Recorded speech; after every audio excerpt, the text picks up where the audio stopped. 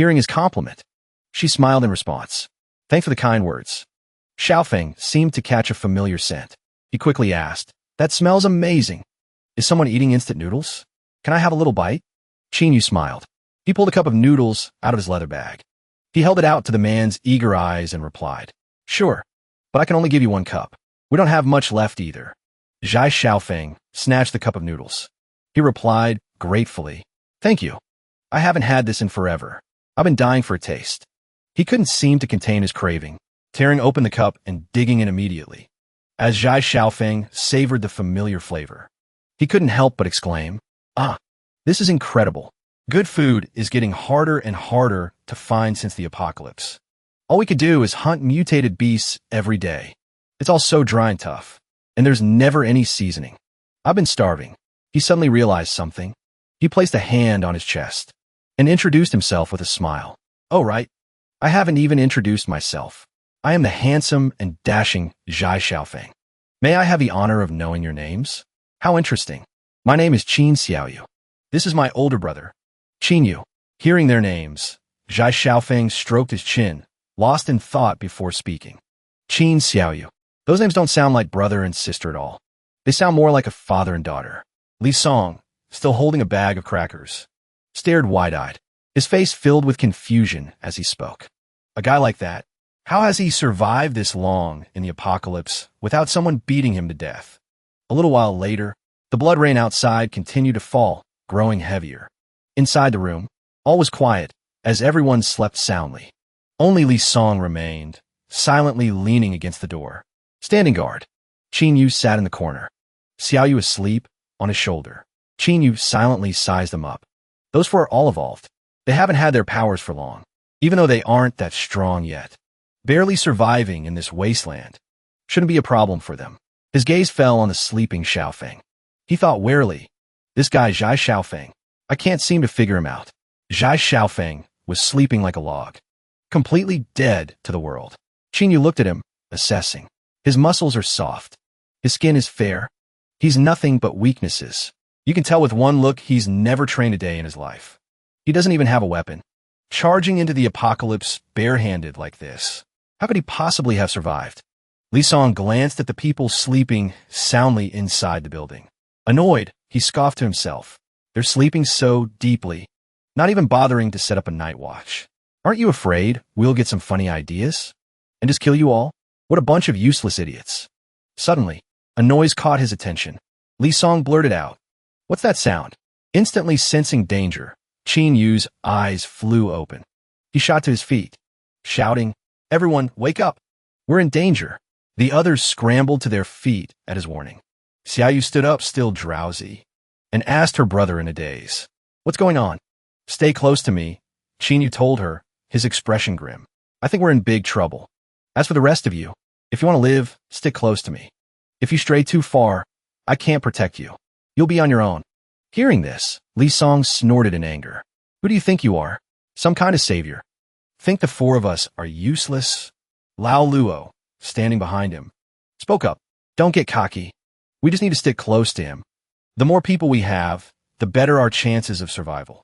Qinyu stepped out, blade in hand. The others followed close behind. Just give the order. They all froze, staring wide-eyed at the scene before them. Li Song's jaw dropped. Oh my god!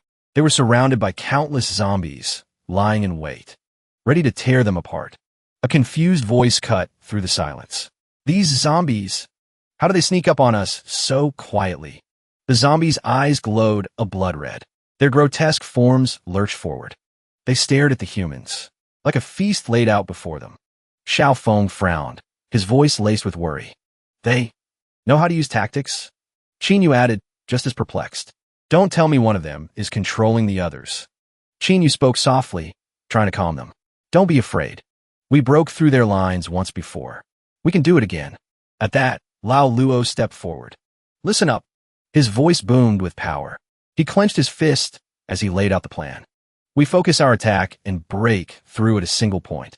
Cover each other's backs. It's the only way we'll make it out of this alive. Then, pointing toward a section of the horde, Lao Luo commanded. All right, we'll punch through right there. He activated his steel flesh ability. His eyes were filled with determination. His fists tightened. No more delays. Time to kill. Li Song and Zhang Kuei activated their powers at the same time, letting out a fierce roar. Qin Yu frowned as he watched them. Steel flesh, muscle overload, and the last one has a berserker ability. They're all melee types. Suddenly, a hand stretched out, materializing a sword. With both hands, Zichong conjured a crimson blade. His face was cold, devoid of any expression. A flicker of interest appeared in Qin Yu's eyes. A rare creation-type ability. Interesting. Lao Luo glanced back at the others and gave the command. Let's move. You three stick close and provide support. With that, he charged straight into the horde, roaring a challenge. Come on, you monsters. As if they understood him, the zombies snarled and lunged. Lao Luo met them head-on, driving his fist straight into a zombie's face. Suddenly, a zombie lunged at him from behind, giving him no time to react. Meanwhile, in another part of the fight, a zombie was smashed into the ground by a powerful arm.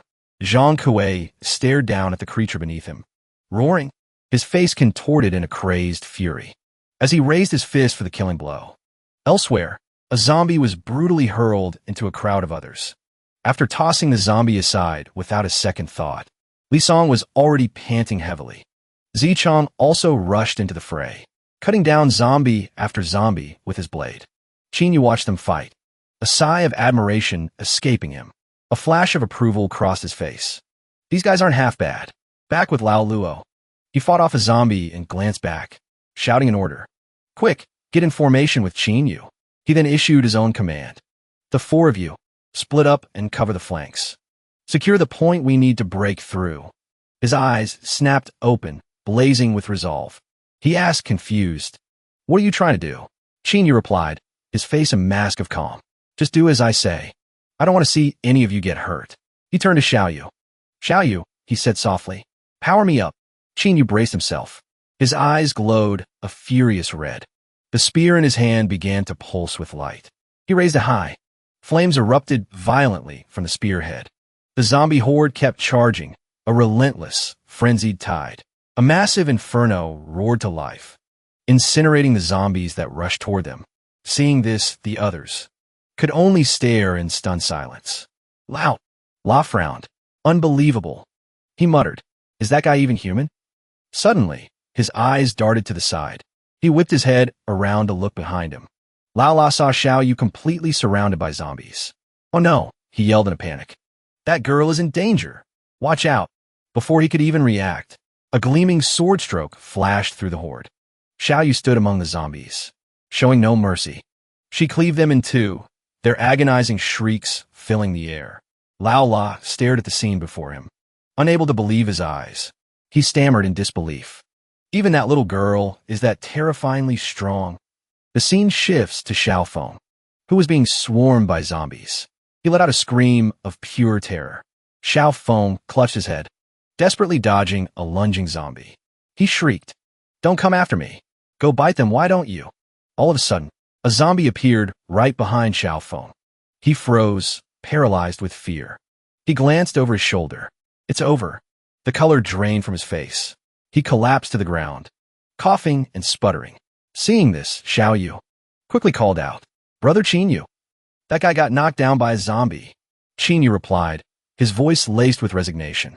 There's nothing we can do. We can't get to him right now. The zombies loomed over Xiaofeng, who was frozen stiff with terror. A golden aura suddenly erupted around him. Xiaofeng squeezed his eyes shut. He muttered angrily, Damn it all, this was my last good outfit.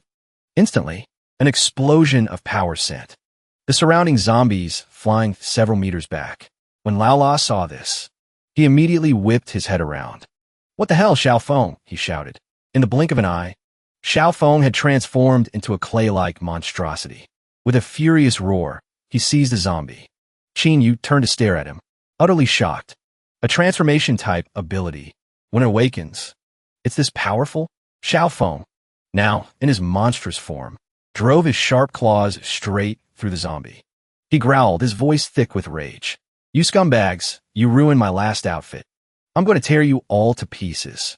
His voice was manic as he screamed. You're all just trash. A bunch of filthy scum. At that moment, Chinyu couldn't help but shudder. It seems this guy's power affects his mind. Suddenly, he felt something wrong. His eyes shot wide open. From beneath the ground, a grotesque hand suddenly burst upward, gripping Chinyu's ankle. He stared in shock at the thing at his feet. He cried out in terror. What is that? In an instant, a blade swung down, slicing right into that long arm. Chinyu's blade severed the arm in two. It recoiled in fear and vanished. Chinyu frowned. He wondered in confusion. Zichang shouted a frantic warning to the others. Among the zombies, there are mutated ones. Everyone be careful. Seeing this, Zhang Kuei roared in anger. Damn it, the regular zombies were bad enough. Li Song and Lao La both cried out at the same time. My energy is almost gone. I can't hold out much longer. Back with Chinyu, the snake suddenly lunged at him. Before it could even strike, he had already swung his blade, slicing the snake clean in half. Chinyu's face darkened. He muttered in annoyance. What a pain. A mutated female zombie appeared right in front of Chinyu. He frowned, wondering to himself, why are there so many mutated zombies? The zombie used the snake-like tentacles on its body, sending them lashing toward him. Chinyu gripped his blade and took a ready stance. And then, he charged toward her. Chinyu dashed forward and sliced right through her. He obtained an evolution energy crystal. He brought the crystal to his mouth. Popping it in, he said, This is no time for hesitation. You evolve first. As long as you successfully become a second-tier evolver, dealing with these zombies will be a lot easier. Zhang Kuei collapsed completely. Right where he had been standing, a zombie lay dead. He was exhausted. Sweat poured as he gasped for breath. Suddenly, another zombie lunged and sank its teeth into his arm. Zhang Kuei flung his arm, throwing the zombie off. Get off me, he screamed. From the ground beneath him, a strange, dark shadow suddenly emerged. The shadow's eyes glowed a blood red. It shrieked and lunged at Zhang Kuei.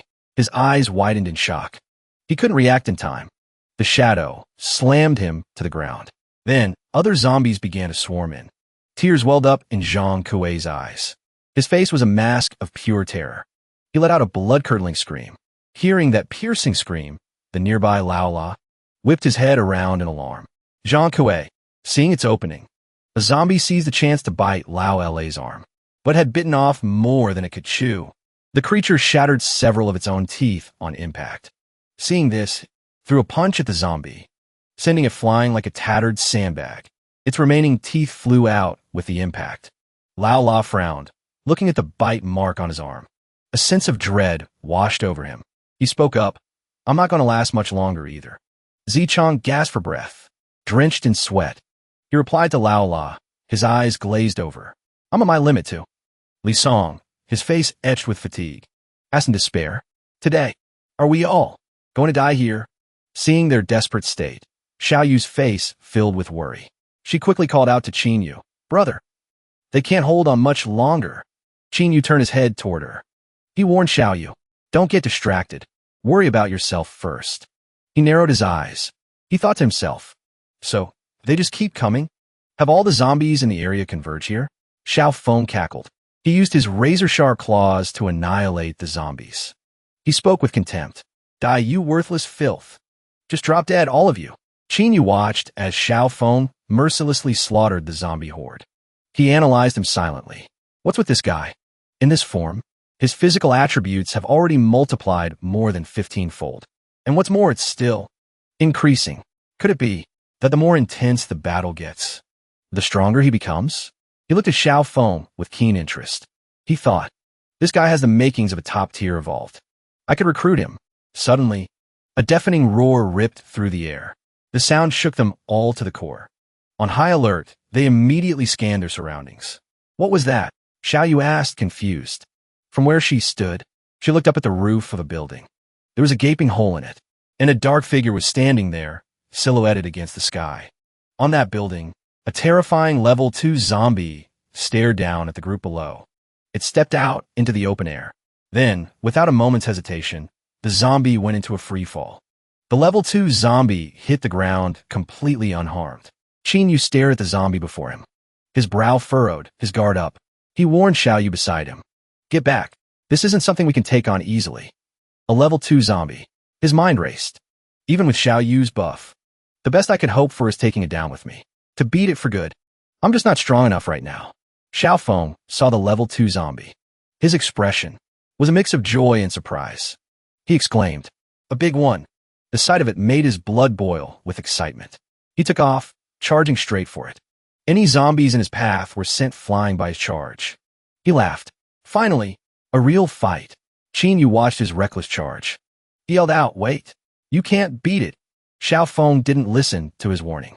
He just kept rushing toward the level 2 zombie. He raised his fist, ready to strike. In a flash, the level 2 zombie grabbed Xiao Feng by the neck and squeezed. Xiao Feng felt a massive surge of power flow into him. He roared. His eyes blazed with light. He swung his claws at it. His voice was full of defiance. "Have a taste of my claws." The level 2 zombie recoiled in pain, clutching its face. It released its grip on Xiao Feng's neck. A look of utter astonishment crossed his face as he felt the power coursing through him. He gasped in shock. This feeling, this incredible power. I've never felt anything like this. What the hell is happening? Xiao Feng glanced over at them. He thought to himself, could it be them? Xiao Yu poured her power into Xiao Feng. Qin Yu stood beside her, encouraging her. "Xiao Yu, you're doing great." Xiao Feng stood defiantly before the level 2 zombie. He sneered. "So that's what that was. Come on, big guy. I'm a hell of a lot stronger than I was a second ago. And that's no lie." It advanced on Xiao Feng. The level 2 zombie brought its fist crashing down on him. But luckily, with the explosive speed that had just erupted within him, Xiao Feng deftly twisted out of the way. Then he suddenly appeared, behind the monster. He slammed a devastating punch into the center of its spine. He gritted his teeth. His expression was a mix of shock and frustration. TCH, its hide is like solid rock. The level 2 zombie retaliated, driving a fist straight into his gut. A brutal blow. Xiao Feng is sent flying. His eyes burn with rage as he glares at it. Meanwhile, Qin Yu turns to Xiao Yu. He asks her worriedly, "I need to make a clone. Can you hold on?" Xiao Yu is still focused on enhancing Xiao Feng. She gives a slight nod. Hearing this, he feels a little more at ease. He immediately creates a clone of himself. He calls out. As he creates the clone, he thinks to himself, that kid, Xiao Yu, you two have to hold on. A saber slices deep into a zombie. It roars in agony. After finishing off the zombie, Qin Yu smiles. He looks at the evolution energy crystal. He thinks to himself, excellent, more evolution energy. One of Qin Yu's clones kneels down, picking up another energy crystal. He thinks, there's one over here too. I hope these can help me evolve. Qin Yu takes the 2 energy crystals over to Xiao Yu. He asks her gently, can you enhance these too? Exhausted, Xiao Yu reaches out and takes the 2 evolution energy crystals. She whispers, leave it to me. Qin Yu clenches an energy crystal in his own hand. He says, from here on out, leave it to me. He then replicates the energy crystals, turning them into 4. He commands, replicate. As he does, Xiao Yu gasps for air, completely spent. She struggles to get the words out. I can't hold on. Across the battlefield, Xiao Feng feels the flow of power supporting him begin to fade. He turns his head to look back. His face is a mask of pure confusion. What's going on? That power, it's gone. Suddenly, the level 2 zombie reaches out and grabs Xiao Feng by the head. Terror flashes across his face. It stares cruelly down at him. Its hand tightens. Blood splatters everywhere. Qin Yu watches in absolute horror. He screams, run, Xiao Feng. At the same time, Xiao Yu clutches her chest and cries out in pain. Hearing her scream, Qin Yu whips his head around. His voice is filled with panic. Xiao Yu, she has collapsed to the ground. She's struggling for every breath. Qin Yu realizes just how dire the situation is. He immediately swallows all 4 energy crystals. He growls in fury. Damn it all! He roars as a torrent of power surges through him. The zombies are slowly closing in on the collapsed Xiao Yu. She's paralyzed with fear. Qin Yu raises his hand. A brilliant white light flares in his palm. He commands, incinerate. A massive beam of white light erupts from his hand. It vaporizes the charging zombies. They are completely consumed by the blinding light. They scream in agony and terror as they turn to ash.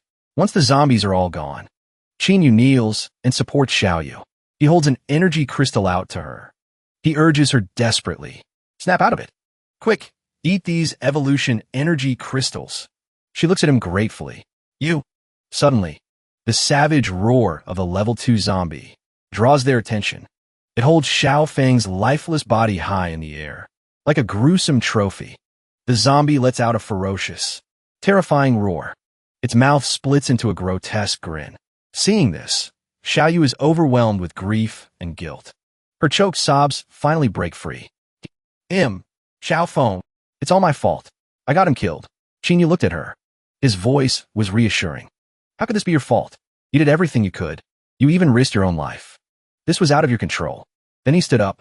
His expression hardened. His grip tightened. On the long spear, he instructed Xiaoyu. Listen to me. The strength you get from absorbing massive amounts of evolutionary energy is extremely limited. Don't enhance me anymore. Just focus on protecting yourself. He looked toward the level 2 zombie, immediately catching its attention. Qinyu continued. As for this piece of trash, he stood defiantly. His tone was sharp and menacing. You killed a man I intended to recruit as my comrade. Prepare to pay for that with your life. But the level 2 zombie seemed completely unfazed by the threat. It only let out a guttural growl, taunting Qinyu. Its eyes were full of contempt. The massive level 2 zombie possessed 2 to 3 times the strength of a normal person. It appeared, flanked by its shambling horde of followers. Qinyu took half a step back. His eyes were wary. He cautiously sized up the zombie horde. These zombies are actually conserving their strength. They don't want to die for nothing. The one controlling them must be something else entirely. The young man carrying the injured person watched with fear and doubt. Our leader, can he really defeat that giant? But Xiaoyu still had absolute faith in her brother. Her heart was resolute. He will definitely win. She screamed out as the danger closed in. I believe in him. Qinyu charged forward, blade in hand, ready to eliminate the level 2 zombie. Its eyes suddenly flashed. It leaped toward Qinyu with astonishing speed. A cold sweat ran down his back as he watched. It was as if he had already foreseen this perilous attack. Again, it soared through the air, about to deliver a fatal blow. He looked up, glaring as it descended. Qinyu's life was hanging by a thread. So fast, if I don't dodge this, the consequences will be unimaginable. The level 2 zombie landed with an earth-shattering punch. The ground crumbled in an instant. The others on the street swayed and staggered. They couldn't keep their footing on the trembling ground. Qinyu yelled out a warning. Everyone, be careful. Don't fall. The shockwave could cause internal injuries. The zombie roared in fury. But Qinyu was agile and had managed to evade the deadly blow. It rose to its feet and continued its assault. An iron fist flew straight at his face again. He didn't even blink. He quickly dodged to the side. If he hadn't dodged that, Qinyu would have been flattened just like that wall. Now nothing but a dark, gaping hole. Qinyu glanced back over his shoulder. He couldn't help but be shocked. Just the wind from its punch was enough to shatter a solid wall like that. Suddenly, the level 2 zombie appeared behind him out of nowhere. Without a moment's hesitation, he dodged the zombie's relentless, frenzied attacks from behind. Watching the zombie before him, Qinyu felt that this monster was truly a tough opponent. This level 2 zombie is no joke. The zombie was desperate to take him down. He immediately brought his blade up in front of him, blocking the attack. But the zombie was too strong. It sent Qinyu flying straight into a wall. Qinyu was slammed into the wall with tremendous force. The impact was so powerful it cracked the wall itself. The blow took a heavy toll on his stamina. Qinyu's entire body felt unsteady. He thought to himself, this is bad. Without Xiaoyu's enhancement, trying to match it blow for blow is just reckless. I have to fight smarter. The level 2 zombie lunged again, intent on finishing Qinyu off quickly. Another ferocious attack came hurtling forward. It hammered relentlessly against the wall. A series of earth-shattering explosions rang out, one after another. Xiaoyu was beside herself with worry. She screamed his name. Suddenly, a massive explosion of light erupted right in front of her. Blood rained down in a torrent. The level 2 zombie shrieked in agony, engulfed in a strange mist. Just then, Qinyu shot out from the smoke, blade in hand, lunging forward. But the creature caught the sword right before his eyes. The color drained from Qinyu's face. His heart pounded. In this life or death moment, he thought, this is bad. The level 2 zombie violently shoved the blade aside. Yu couldn't grab it in time. He reached for it, but the sword was already gone from his grasp. The zombie clamped its hand over Yu's face, plunging him into darkness. He couldn't see a thing. It effortlessly lifted him into the air. Its mouth stretched wide into a grotesque smile, filled with smug satisfaction. Someone in the group, witnessing the imminent danger, screamed, "It's over!" The creature swung its arm, slamming Yu into the ground and shattering the pavement into pieces. After taking out Yu, it suddenly spun around. Somehow, the real Yu was already behind it, mid-attack. He roared, "Die!" The staff in Yu's hand flared with a brilliant light. He shoved it right into the zombie. His face remained impassive. Burn to ashes. The glowing staff pressed into the zombie's body. Flames erupted, burning a massive hole clean through it. It shrieked in agony and despair. Amidst the falling rain of blood, the group let out a collective sigh of relief. Their hope had become a reality. He really was one of the evolved. The level 2 zombie's body burned like a beacon in the dark night. Yu turned his head away, uninterested in watching its end. Everyone around him was left completely in awe. How can he be so strong? Yu stared at the brilliantly glowing crystal in his hand, saying nothing.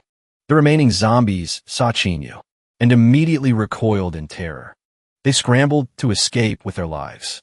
Lao Luo watched in disbelief as the zombies fled for dear life. The monsters, they're running away? Xiao Yu's eyes sparkled as she gazed at him after his victory.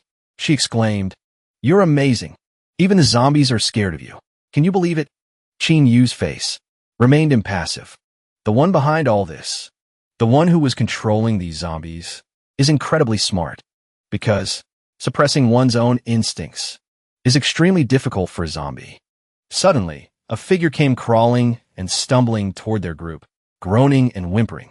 "It hurts like hell. That blockhead beat the crap out of me." Xiaoyu was completely stunned. Staring at the person, she stammered, "You, aren't you?" Xiao Feng slowly walked over, his body completely bare, without a single scrap of clothing on him. "Ow, ow, it hurts so much." He clutched his head. Xiao Feng looked at everyone. "What's with that look? Huh? It's like you've all seen a ghost." Li Song was just as bewildered, "But I saw that thing crush your head with my own 2 eyes."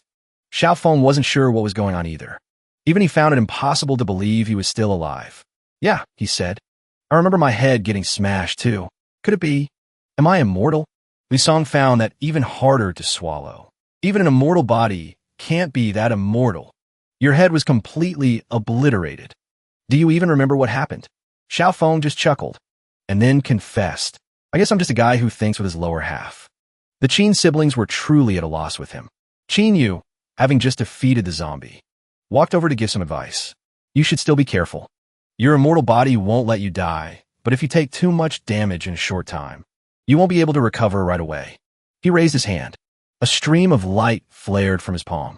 Now then, it's harvest time. The bodies of the zombies lay strewn across the street. A scene of total carnage. Qin Yu used his spiritual energy to incinerate all the corpses. A pale white flame erupted fiercely in the dark night. Xiao Yu noticed the strange glow of the fire. She asked, "Whoa, why is your fire white, big brother?" He calmly answered his little sister, "This is the pale blaze flame. I unlocked it after my last advancement. The higher my power, the greater the damage it deals. It can incinerate zombies in an instant." In that moment, sparkling orbs, like fireflies, began to appear all around them. Xiao Yu couldn't contain her delight. A bright smile spread across her face. So much evolution energy. She ran toward the energy orbs floating in the air, chatting with Qin Yu as he wielded the white flame. "Bro, with this pale blaze flame of yours, we won't have to carve up corpses for evolution energy anymore. This is so convenient." Xiao Yu picked up the energy orbs one by one, hugging them tightly. "What a huge haul! This is awesome." Lao Luo stared at the pile of energy orbs in Xiao Yu's arms. This was truly a once-in-a-lifetime sight. We have to risk our lives for this stuff. Every single orb of energy is hard-won, but for them, it's like picking fruit from a tree. They can just grab it from anywhere. And this kind of power gap is nothing compared to the legends. Afterward, The group returned to their base. Xiao Yu and Qin Yu sat admiring the energy orbs they had just collected. She held her hands over the 2 bags filled with the orbs, warming them as if over a fire. But Qin Yu's expression had darkened slightly. He was lost in thought. A mutant type. An immortal. This can't be a coincidence, can it? Qin Yu's mind drifted to the rumors he'd heard in his previous life. Back then, he had heard of a zombie lord who had dominated an entire region. It could transform into a monstrous humanoid creature of immense power. Even an army of 100,000 was no match for it. But what was truly terrifying was its immortal body. The survivor camps within the zombie lord's territory gathered their best fighters, forming a joint task force to deal with it. After paying a devastating price, they finally managed to destroy it. The zombie lord stood tall amidst the ruins, surveying its desolate kingdom. They thought it was gone for good, but they never expected it. Just a few short days later, that same zombie lord rose once more and launched an all-out assault on every survivor camp. Qin Yu leaned against a pile of rubble, his arms crossed. His mind was racing. If I weren't here, he probably would have died back there, or he would have turned into a zombie, or maybe he would have been absorbed by a stronger one, and eventually become the terrifying zombie lord of the future. Suddenly, Xiao Yu, sitting beside him, was overcome with a young girl's romantic fancy. She teased, "Hey, why are you staring so intensely at Xiao Feng? Don't tell me. Was his little sister trying to play matchmaker?" He quickly turned to explain himself. "Geez, don't be ridiculous. I was just thinking about his abilities." Xiao Yu covered her mouth, giggling. "I get it. I totally get it." He could only manage a wry smile. He really didn't know what to do with his little sister. The atmosphere between the 2 men was strangely tense. Even Xiao Feng, standing some distance away, found it odd. Then, Qin Yu stood up and walked over to him. He wanted to invite Xiao Feng to join their team. "Xiao Feng, your abilities are impressive, and your strength is nothing to scoff at. Join us. You've seen what I can do. If we team up, we're guaranteed to become powerhouses in this new world." Qin Yu's words left him stunned for a few moments. In the end, Xiao Feng turned down his tempting offer. "Sorry, I admit you guys are strong, and following the 2 of you is the best choice. But this world is different now. I have a kind of freedom I've never known before. I don't want to be tied down by anything. I want to travel and see what's out there, to live a life without any strings attached." Hearing this, Qin Yu felt a pang of regret. "Fair enough. I respect your choice. Thanks for understanding." The 2 of them turned to leave. With every step, Qin Yu felt a sense of disappointment. Beside him, Xiao Yu couldn't help but think how unlucky her brother was. "Bro, you've really got the worst luck. That's the 12th time someone's turned you down." He turned to look at his sister, who he'd always thought of as a bit naive. The same sister who used to be so quiet and gentle was getting spikier by the day. The brother and sister walked out to where their teammates were waiting. Qin Yu held up a bag full of energy cores and told them, "Hold on. I gave Xiao Feng nearly 20 of these. There are about 30 left. Split them among yourselves." Lao Luo seemed a bit reluctant. We can't take these." But Qin Yu generously insisted, giving them the majority of the cores. "I've already reached rank 2, and Xiao Yu is about to absorb a large amount of evolutionary energy. She'll probably reach rank 2 as well. So these will be more useful to all of you. Just take them." They happily accepted the bag, no longer hesitating. "Well then, thank you. We'll take them." Qin Yu didn't try to make them stay. He said his goodbyes. "See you again soon. If you all have other missions, I won't hold you up. I hope we can meet again someday." Xiao Yu stretched her arms, stepping outside to enjoy the fresh air after the long, dreary rain. The rains finally stopped. Qin Yu followed his sister, carrying a small bag. "We've rested long enough. It's time to use the evolution energy." He took out 2 glowing energy cores and showed them to her. "Here." Then, without another word, Qin Yu popped one into his mouth and swallowed a whole. Suddenly, Qin Yu's eyes glowed a furious red. His face went pale. He let out a sky-shattering scream, as if he were suffocating. He gasped for air, feeling the waves of energy surging through him. "So this is the power of a rank 2 core. It boosted my physique from 20 times normal to 23. Xiao Yu followed her brother's lead, swallowing her own energy core. She then let out a scream, mimicking him perfectly. Qin Yu coughed awkwardly. "You're being a little dramatic. Xiaoyu scratched her head sheepishly and giggled. But then, she felt a powerful surge of energy coursing through her body. Qinyu glanced at his sister. Still thinking she was just putting on a show, he chided her. All right, that's enough. Stop pretending. But this time, she was dead serious. She placed a hand on her chest, feeling the change. No, not this time. This is for real. I leveled up. And I've awakened a new ability. Hearing this, he grew curious about his little sister's new power. What kind of ability? Xiaoyu held out her index finger. A single drop of fresh, red blood shot out from her fingertip, hovering in midair. She excitedly showed it off to her brother. I gave a super awesome name. It's called Blood Slave. Qinyu let out a small smile, amused by his sister's ridiculously over-the-top name. What kind of name is that? So goofy. That's so lame. She glared at her brother, her guard up. A menacing aura radiated from her face. What did you just say? Xiaoyu decided it was time to give her brother a taste of her power. She flicked a drop of blood onto the center of Qinyu's forehead. The move was so fast, he couldn't even react. He reached up and gently touched his forehead, still not quite understanding the situation. What was that? It didn't even hurt. Seeing her brother was still mocking her, Xiaoyu began to draw a few mystical circles in the air to demonstrate her ability. I'm about to blow your mind. She pointed a finger at Qinyu, but nothing seemed to happen. He just stood there, frozen for a moment, confused. Oh man, what the hell is going on? Suddenly, a series of thuds and crashes echoed around him, leaving him stunned for several seconds. It turned out Xiaoyu's ability was to control others.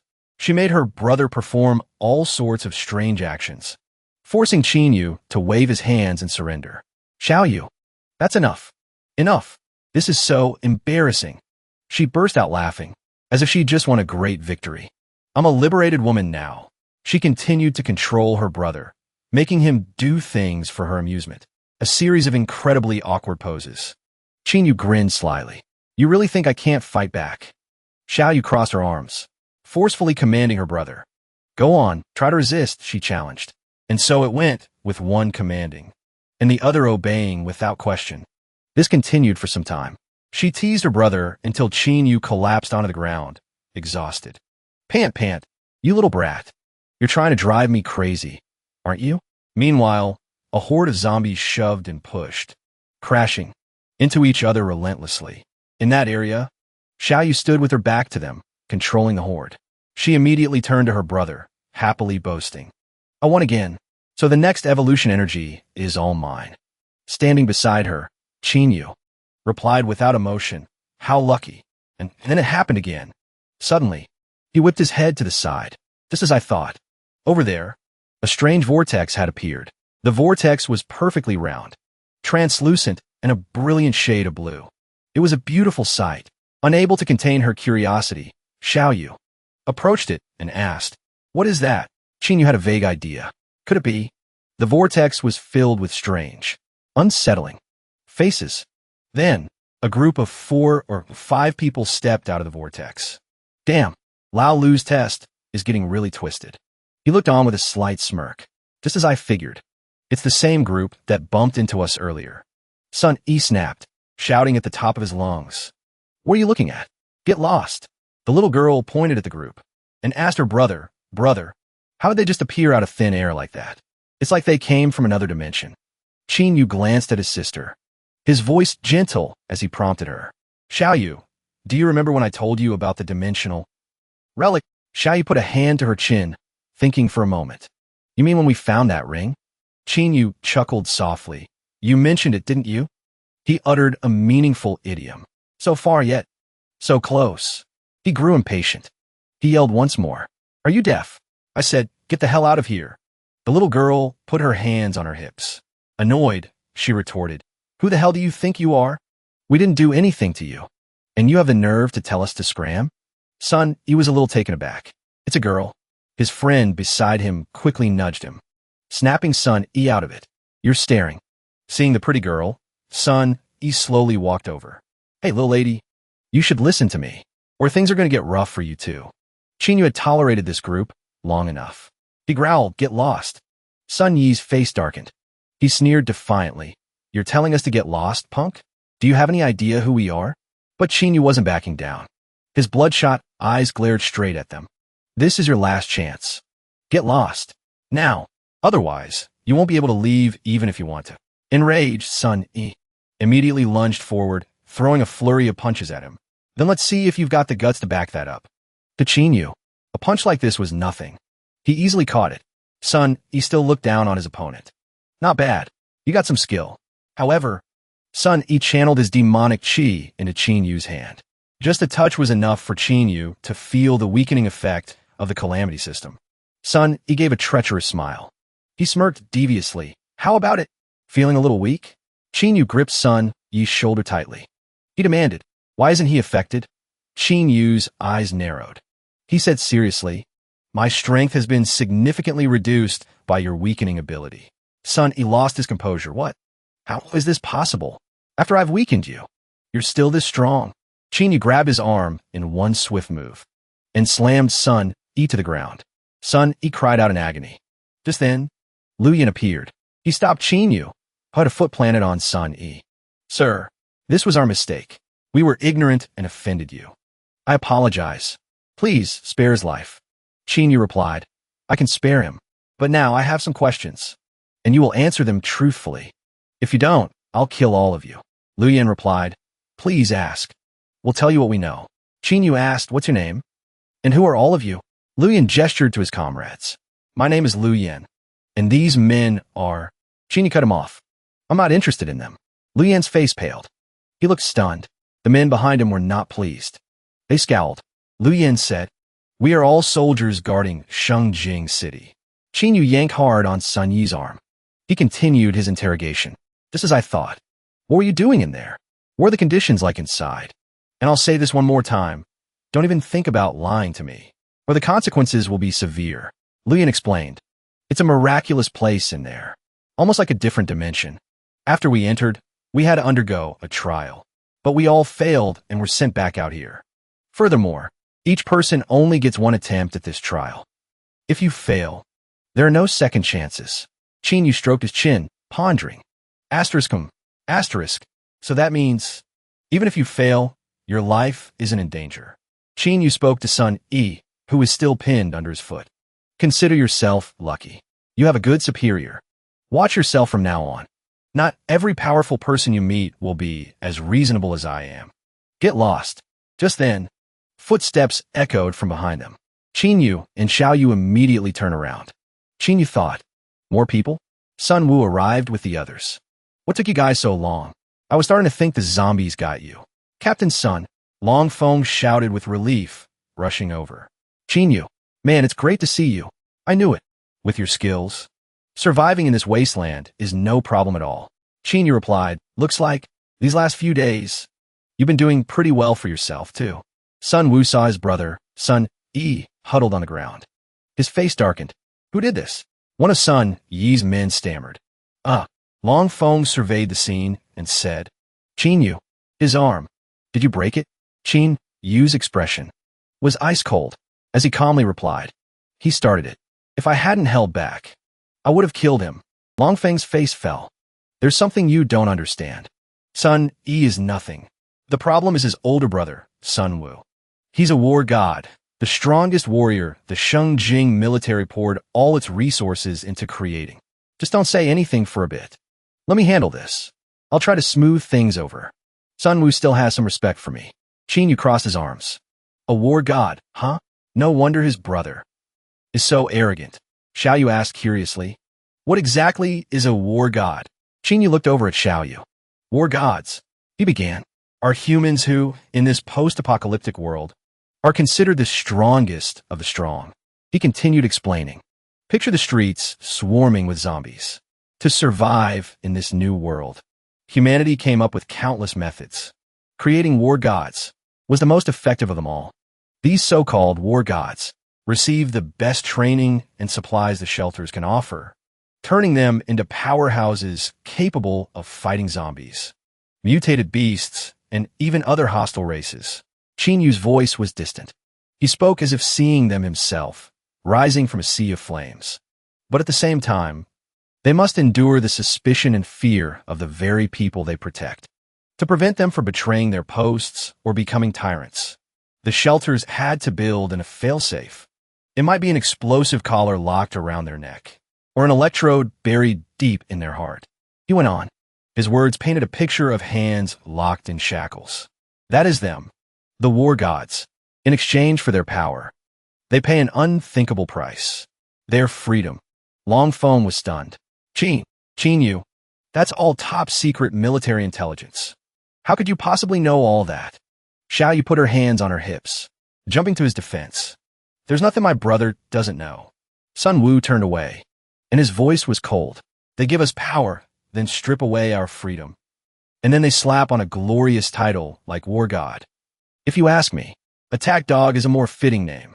Qin Yu and Xiao Yu's faces darkened, their expressions unreadable.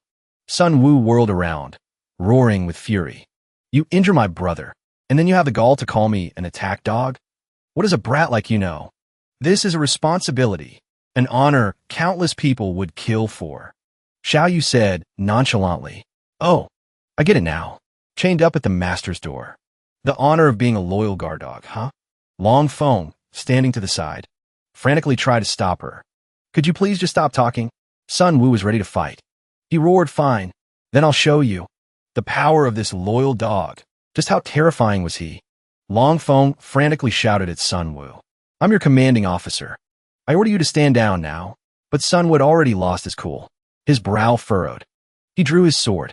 Major Lin, get out of my way. They injured my men, and they insulted me. And you still want to protect them?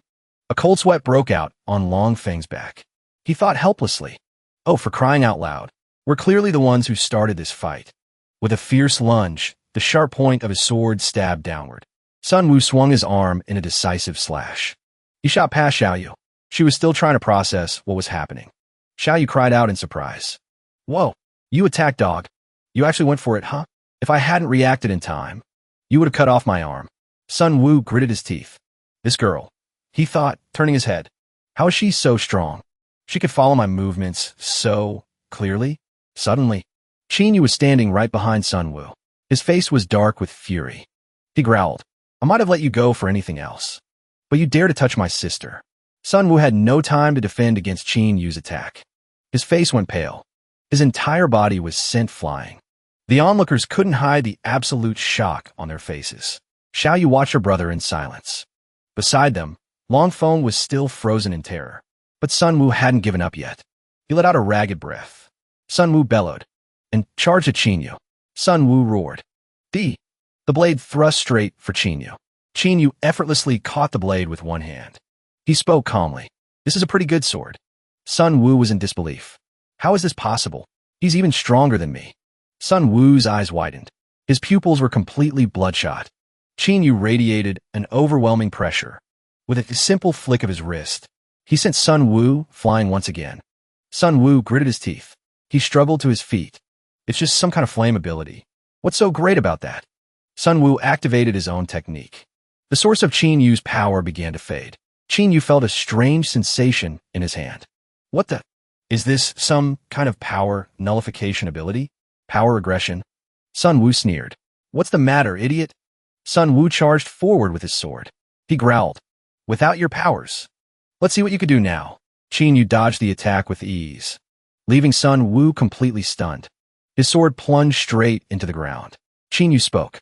Even without my powers, I'm still leagues stronger than you. So stop being so full of yourself. Don't make me do this. I have no desire to make an enemy of the entire military just to kill you. Sun Wu's face twisted in rage. He remained silent. The sharp blade, embedded in the pavement, was completely unscathed. Qin Yu said, What I'm curious about is where this sword came from. Its craftsmanship is truly exceptional. Just then, Lu Yin quickly spoke up. Mr. Qin, my younger brother forged that blade. His name is Lu Xianqi. His skill as a weaponsmith is incredible. Please, come back with us to the military base. He can forge a weapon for you. Qin Yu replied. Thank you. When I have a chance, I will definitely pay him a visit. Qin Yu turned to Xiao Yu. Let's go. Let's check it out in there. Xiao Yu and Qin Yu stepped through the doorway and entered another dimension. Lin Feng pointed toward the rift. He was speaking to Lu Yin and the others. Lu Yin replied, Major Lin, don't worry. This is why we were late. That's an alternate dimension in there. But it's completely harmless. The scene shifts, and Qin Yu and Xiao Yu find themselves in another dimension. Xiao Yu looked around, her eyes wide with curiosity. Wow, she gasped. This is incredible. Hey, look over there. I think I see people. That's this dimension system. So this is a ruin from the Battle God civilization. Luckily, the Battle God civilization bears no ill will toward humanity. That means we're safe here. A system voice intoned. Commencing analysis. Analyzing data. Scanning subject. Qin Yu. Species. Carbon-based intelligent life form. Origin. Earth's final civilization. Evolutionary energy. Level 2. Analysis complete. Pass. The system scanned, then turned to Xiao Yu. Commencing analysis. Analyzing. Scanning. Classification failed. Scan anomaly detected. Scan anomaly? Qin Yu's expression tensed. A scan anomaly? Scan anomaly. Sensing something was wrong, Qin Yu lunged forward and grabbed her hand. Xiao Yu, he yelled. Let's go. The system continued to blare its warning. Scan anomaly. Qin Yu quickly pulled, dragging Xiao Yu out of the dimension. To everyone's complete shock, Lin Feng rushed over to Qin Yu. What happened in there? Lu Yin chimed in. Did you two fail the analysis too? Qin Yu's thoughts raced. A scan anomaly. Xiao Yu. Is she even human? His face darkened. He lowered his head, his mind in turmoil. It can't be. Is she an evolved zombie with human intelligence? Capable of disguising herself as a human? No. I have to be sure. The blood is the key. Human blood is bright red, while zombie blood is green. Xiao Yu asked innocently, Why are you staring at me like that? Qin Yu held out his hand. Xiao Yu, give me your hand. In a swift motion, Qin Yu nicked her hand. Ah, she cried out in pain. You cut me. Xiao Yu stared at the blood welling up from the cut. Wait, why does my blood look different? She asked, surprised. Qin Yu's eyes were fixed on the bright red blood flowing from her hand. The crimson drops began to emit a soft glow. Qin Yu was confused. It's not green? Xiao Yu frowned, clearly annoyed. Green? What green? Only zombies have green blood. And you cut me without any warning. That's so mean. Qin Yu gently stroked her head. He said softly, That was my fault. I was just on edge. I'm sorry. Xiao Yu. Xiao Yu looked up at him. But why is my blood glowing like that? It never did that before. Qin Yu replied, Don't be scared. Now that you're an evolved, your body is bound to change in unexpected ways. It's perfectly normal. It's nothing to worry about. Xiao Yu asked again. Really? Qin Yu gave her a reassuring look. Xiao Yu, you wait out here for me. I'm going back into the ruin to take the test. I'll be right out. Lin Feng stepped forward, his expression firm. In that case, we're going in with you. There's strength in numbers. And just like that, Qin Yu and the others stepped into the mysterious pocket dimension. Lin Feng began to survey his surroundings. Puzzled, where's this place? A voice echoed. Welcome, visitor. This is Trial Arena number 108 of the Great Battle God Civilization. Long Feng asked in astonishment. The Battle God Trial Arena? The system explained patiently. The Trial Arena is where our civilization forges and tests its young warriors.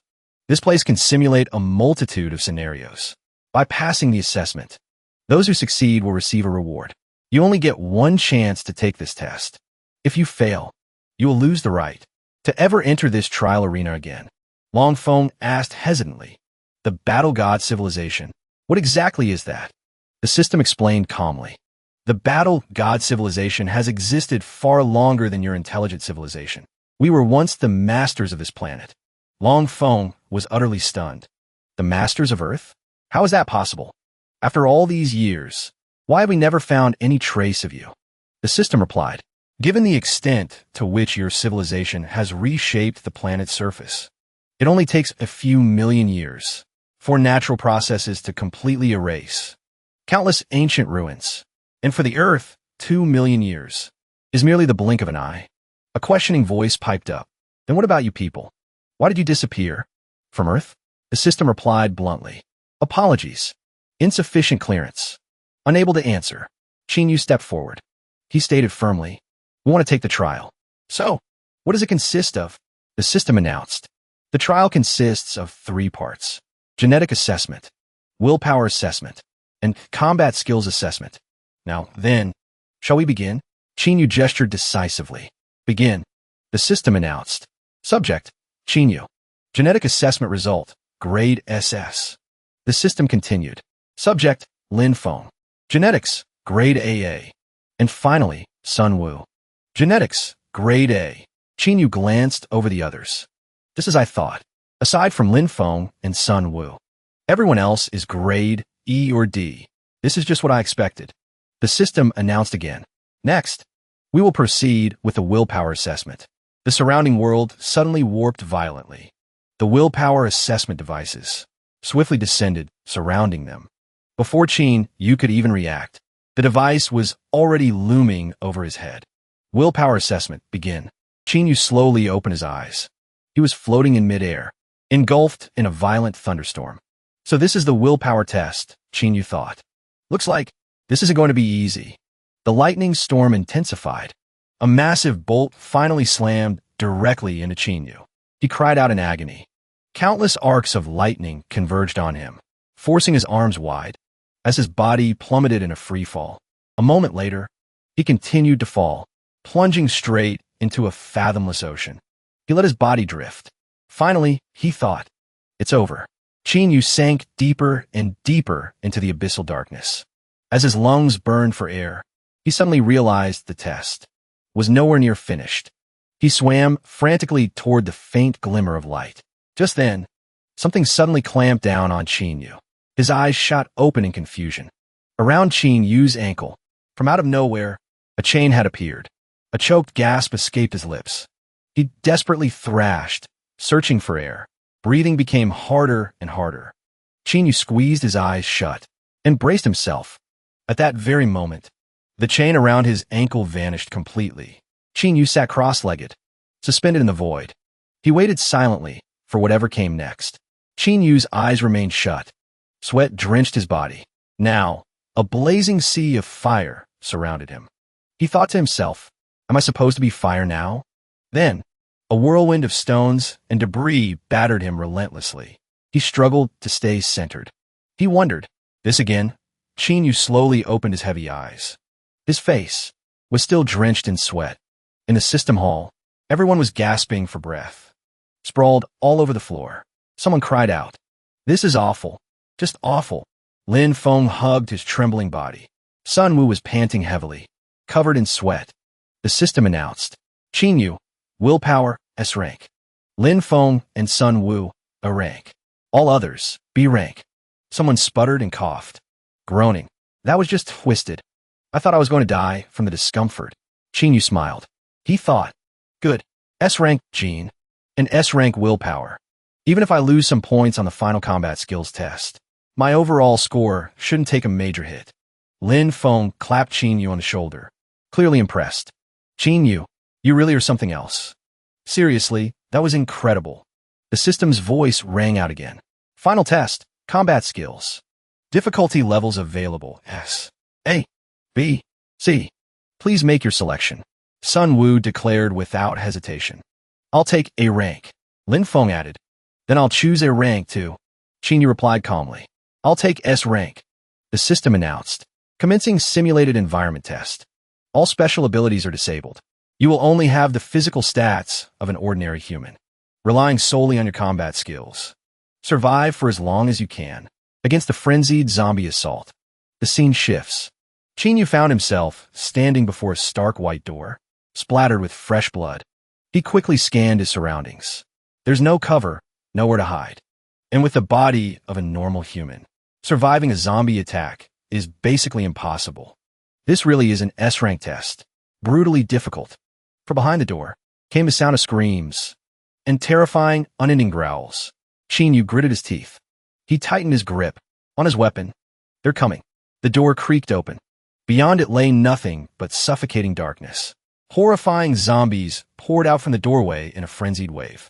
Weapon in hand, Yu stood his ground alone, resolutely facing the savage horde. Suddenly, a zombie lunged at him from the side. TCH. Damn it. I'm back to being a normal human. It's even hard just to swing my weapon. A zombie lunged, its jaws gaping wide to bite down. Yu struck first, but suddenly, Yu's hand went limp. The weapon slipped from his grasp.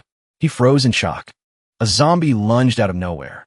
Its sharp teeth sank deep into Qin Yu's arm. His eyes shot open in horror.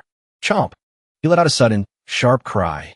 He swung his arm, slamming his elbow straight into the zombie's hideous face. His voice was a raw, guttural sound, filled with disgust. Gritting his teeth. But the zombies seemed to feel no fear. They descended upon him in a mad frenzy, leaping and tearing at him, pouncing on Qin Yu like ravenous beasts that had caught a scent. He was completely overwhelmed. He cursed inwardly, stunned. Damn, these worthless zombies. They swarmed him. The crushing weight of their bodies piled on, throwing Qin Yu to the ground. He was left completely defenseless. Suddenly, Qin Yu's eyes flew open, a lingering trace of panic in his gaze as he stared into the void. His entire body was rigid. His face was ashen. A cold sweat drenched his skin. Lin Feng walked over to the panting Qin Yu. He took his arm and asked with concern, "Are you okay?" Qin Yu turned his head to look at Lin Feng and explained, "I'm fine. This test makes you fight zombies with the strength of a normal person. Getting bitten feels incredibly real. The difficulty is extremely high. Everyone needs to be very careful." The system guide's voice rang out again. Qin Yu. Survival time, 63 seconds. Zombies eliminated, 12. Final evaluation. S rank. Qin Yu smiled. He clenched his fist in triumph. His heart soared. Awesome. The guide system announced. Congratulations. Your total score has set a new record. You may select 3 items from the rewards list. Furthermore, you have officially obtained the status of a 1-star member of the Battle God civilization. She projected the list of rewards. The mechanical voice droned on. Please select 3 items from a list. Qin Yu stared at the rewards in astonishment. He breathed. No way. There are so many amazing items. Things like keratin hardening, a photochemical camouflage cloak, and even a battle soul memory crystal. As he scanned the list intently, Qin Yu's gaze suddenly locked onto a single vial. He murmured softly. His voice was a mix of surprise and elation. Ascension Serum. Qin Yu's lips curved into a slight smile. This serum can make a user's genes leap an entire level in an instant. I can't believe it. A treasure this valuable is actually a reward here. My luck is insane. Without a moment's hesitation, he pointed to the vial and declared firmly, I'll take this one. Ascension Serum. The guide system's robotic voice announced. Qin Yu has selected the Ascension Serum. You have 2 selections remaining. Qin Yu thought to himself, weighing his options. This one can reduce damage from tier 4 and below by 90%. And this one can temporarily boost the Battle God armor's physique by 30 times. The Battle Soul Memory Crystal lets you instantly master a combat skill. All of these rewards are top tier. Then his eyes caught something else. Qin Yu's voice rose. A tone of shock and delight. A crimson stone. This is burning blood. I'll take this. The guide system announced Qin Yu's selection. Purified Blood Flame Crystal. You have 1 more item to choose. Qin Yu clenched his fist. His eyes sparkled with appreciation. He let out a soft cheer. As expected of an early-stage catastrophe, this is a golden opportunity. This is the Evil Eye Necklace. An Emperor-grade treasure. The guide system's mechanical voice announced the details of the Evil Eye Necklace, forged from the core essence of the Evil Eye clan. All the essence within this necklace comes from a tier 4 hegemon. It explained, the Evil Eye Necklace allows the wearer to see through illusions, resist mental attacks, and can activate the power of the Evil Eye, unleashing a beam of spirit-destroying light. After the mechanical voice faded, Qin Yu thought to himself, I know all too well how tough enemy mental attacks can be. With this, I won't have to worry about being disrupted anymore. He then walked over to a group of people. What did you guys pick? He asked. Long Feng held out a ring. He answered honestly, I chose this spatial ring. My master said it was interesting, so I just picked it, but I still don't know what it specifically does. Qin Yu reached out his hand. He replied, I know what this is. It's quite rare. It can create an independent parallel space. You can use it for storage. It's basically a miniature dimension. Can I borrow it for a second? Sun Yu, who was standing nearby, along with the followers behind him, scowled. He eyed Qin Yu with suspicion. He then spoke in a cold tone. What do you want? You trying to rob him? Qin Yu turned to look at him. He answered nonchalantly. If I wanted to rob him, would I really need to say all this? Relax. Long Feng is my friend. And I, Qin Yu, would never double-cross a friend. Just then, Long Feng stepped in to smooth things over. Hey, stop fighting. I trust Qinyu. After all, he's the one who saved my life. Even if I gave this to him as repayment, it would be the right thing to do. Qinyu reached out and took the ring from Long Feng's hand. A cold glint flashed in his eyes, but his tone was reassuring. Don't worry. I don't need it. I'll get it right back. A perfect copy of the ring immediately appeared next to it. Everyone there stared with their mouths wide open in astonishment. Qinyu broke the stunned silence. What's wrong? One became two. Hearing this, Qinyu smirked slightly. He explained, this is my ability. Ikan kopi anitem. Turning one into two. Don't worry. It has no effect on your original. Long Feng gasped softly, unable to hide his shock. A look of utter fascination lit up his eyes. That's incredible. Absolutely incredible. Pleased, Qinyu gestured towards the crowd. Everyone, I hope you'll let me borrow your items. For just a moment. If you need anything in the future, Qinyu, will definitely repay the favor. Sun Yu stood on the side, watching the scene unfold. His face twisted with frustration. A jealous thought echoed in his mind. This guy, his strength is already terrifyingly high, and now he has a broken ability like this? Later on the road, Qinyu asked Xiaoyu in surprise. That was fast. When did you use them? Xiaoyu replied nonchalantly, while you were busy shouting your head off. There were 10 bottles, so I used them all. Qinyu asked eagerly. So, how is it? Did you level up? Did your power get a boost? Xiaoyu simply raised her hands, showing off her newfound strength. In response, I really did level up. I can feel it. I can take on way more enemies now. And not only that, my enhancement ability can now strengthen items for longer. Qinyu smiled happily. Then hurry up and try it on this spatial ring. The ring glowed with a blinding blue light. He held up the ring to inspect it. After being enhanced, the space in this dimensional ring has multiplied. Then, he handed it to Yanhua to Xiaoyu. He told her to try enhancing it. Here, try enhancing this one next. Xiaoyu asked in surprise. What is this? Qinyu replied. This is a Yanhua. It's a treasure that Sun Wu took from the dimensional ruins. This thing's destructive power is immense. It's strong enough to blow up a level 3 monster. After that, the scene shifts to a tall building, surrounded by lush green trees. In the sky, clouds drifted lazily. It created a sense of clear, peaceful tranquility. Down on the street, it was strangely quiet. People had fearfully sought shelter. The usual bustling crowds were gone. None of the lively energy from before remained. The siblings, Qinyu and Xiaoyu, were resting inside shop, but they remained on high alert. Qinyu heard a noise. Something's moving. Outside, a loud voice called out, Xiao Tong. Tong! Outside the shop, 2 figures were chasing each other. Xiao Tong, don't be mad anymore. Look at me. I was wrong last night. All right, it was Xiao Tong and Bai Bing. Xiao Tong turned around. She snapped angrily. Keep your voice down. It's dangerous out here. Bai Bing put a finger to his lips, signaling her to be quiet. You want to talk? You're telling me to be quiet with that voice of yours? He glanced up at the building sign. He realized they were standing in front of a supermarket. Bai Bing said to Xiao Tong, full of hope, there's food in here. Let's go check it out. But inside, the shelves were completely bare. Bai Bing was disappointed. Food is getting harder and harder to find these days. Beside him, Xiao Tong was also dejected. Huh? Xiao Tong spotted a large door. A flicker of hope returned to her. Bai Bing, there's a door over here. It's probably the stockroom. Bai Bing checked the door. Damn, it's locked. Step back a bit. Watch me work a miracle with one kick. He kicked the door hard, trying to break the lock. Xiao Tong placed a hand on Bai Bing's shoulder, stopping him. Wait, I think I hear something moving inside. A series of clattering and scratching sounds could be heard. The door burst open. A figure appeared from behind it. Xiao Tong screamed in terror. Bai Bing also let out a horrified cry.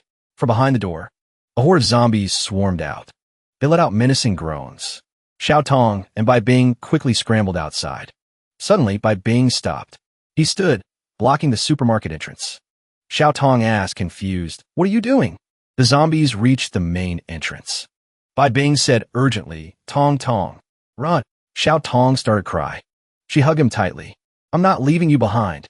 The zombies slammed against the glass doors. The doors flew open. Xiao Tong and Bai Bing were thrown back by the force. They both cried out in fear. They watched in terror as the zombies closed in. Bai Bing got to his feet and stepped forward, determined to protect the woman he loved. I'll hold them off. You run. Tong Tong, he screamed. Come on, you bastards. But the zombies quickly overwhelmed him. Xiao Tong screamed Bai Bing's name in terror. No. Just then, a foot stepped into view. Qin Yu looked at the girl reassuringly. You two are pretty lucky. We just happen to be in the area. A moment later, Qin Yu had eliminated all the zombies. Xiao Tong held up Bai Bing. She cried out his name, her voice filled with worry. Bai, she let out a heart-wrenching sob.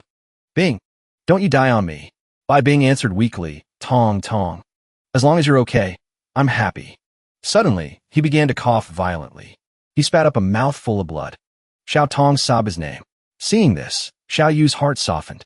She told Qin Yu, hey, maybe you should save him. As if she'd just been thrown a lifeline. Xiao Tong asked frantically, can he still be saved? Qin Yu glanced around. He spotted a zombie shambling down the street, heading away from them. Found one, he said. Hang in there. Don't die on me just yet. He quickly called out. Hey you. The zombie turned in surprise. Qin Yu said calmly, I need a word with you. After Qin Yu defeated the zombie, he took out its spirit core and handed it to Bai Bing. Eat this. You'll be fine. Bai Bing rasped, still protesting the idea of eating zombie meat. I won't eat it. Qin Yu shoved the spirit core directly into Bai Bing's mouth. I went through all the trouble to get this for you. And you're telling me you won't eat it? Xiao Tong and Xiao Yu watched from the side. Qin Yu looked at Bai Bing. Just sit tight and be good. After swallowing the spirit core, Bai Bing's eyes shot open in shock. His face was a mask of tension. He couldn't believe what was happening. He shot to his feet. Spreading his arms, he let out a triumphant yell. Xiao Tong asked worriedly, Bai Bing, are you okay? Bai Bing grinned in reply. The wounds on my body, they're gone. And not just that, I can feel a strange new power waking up inside me.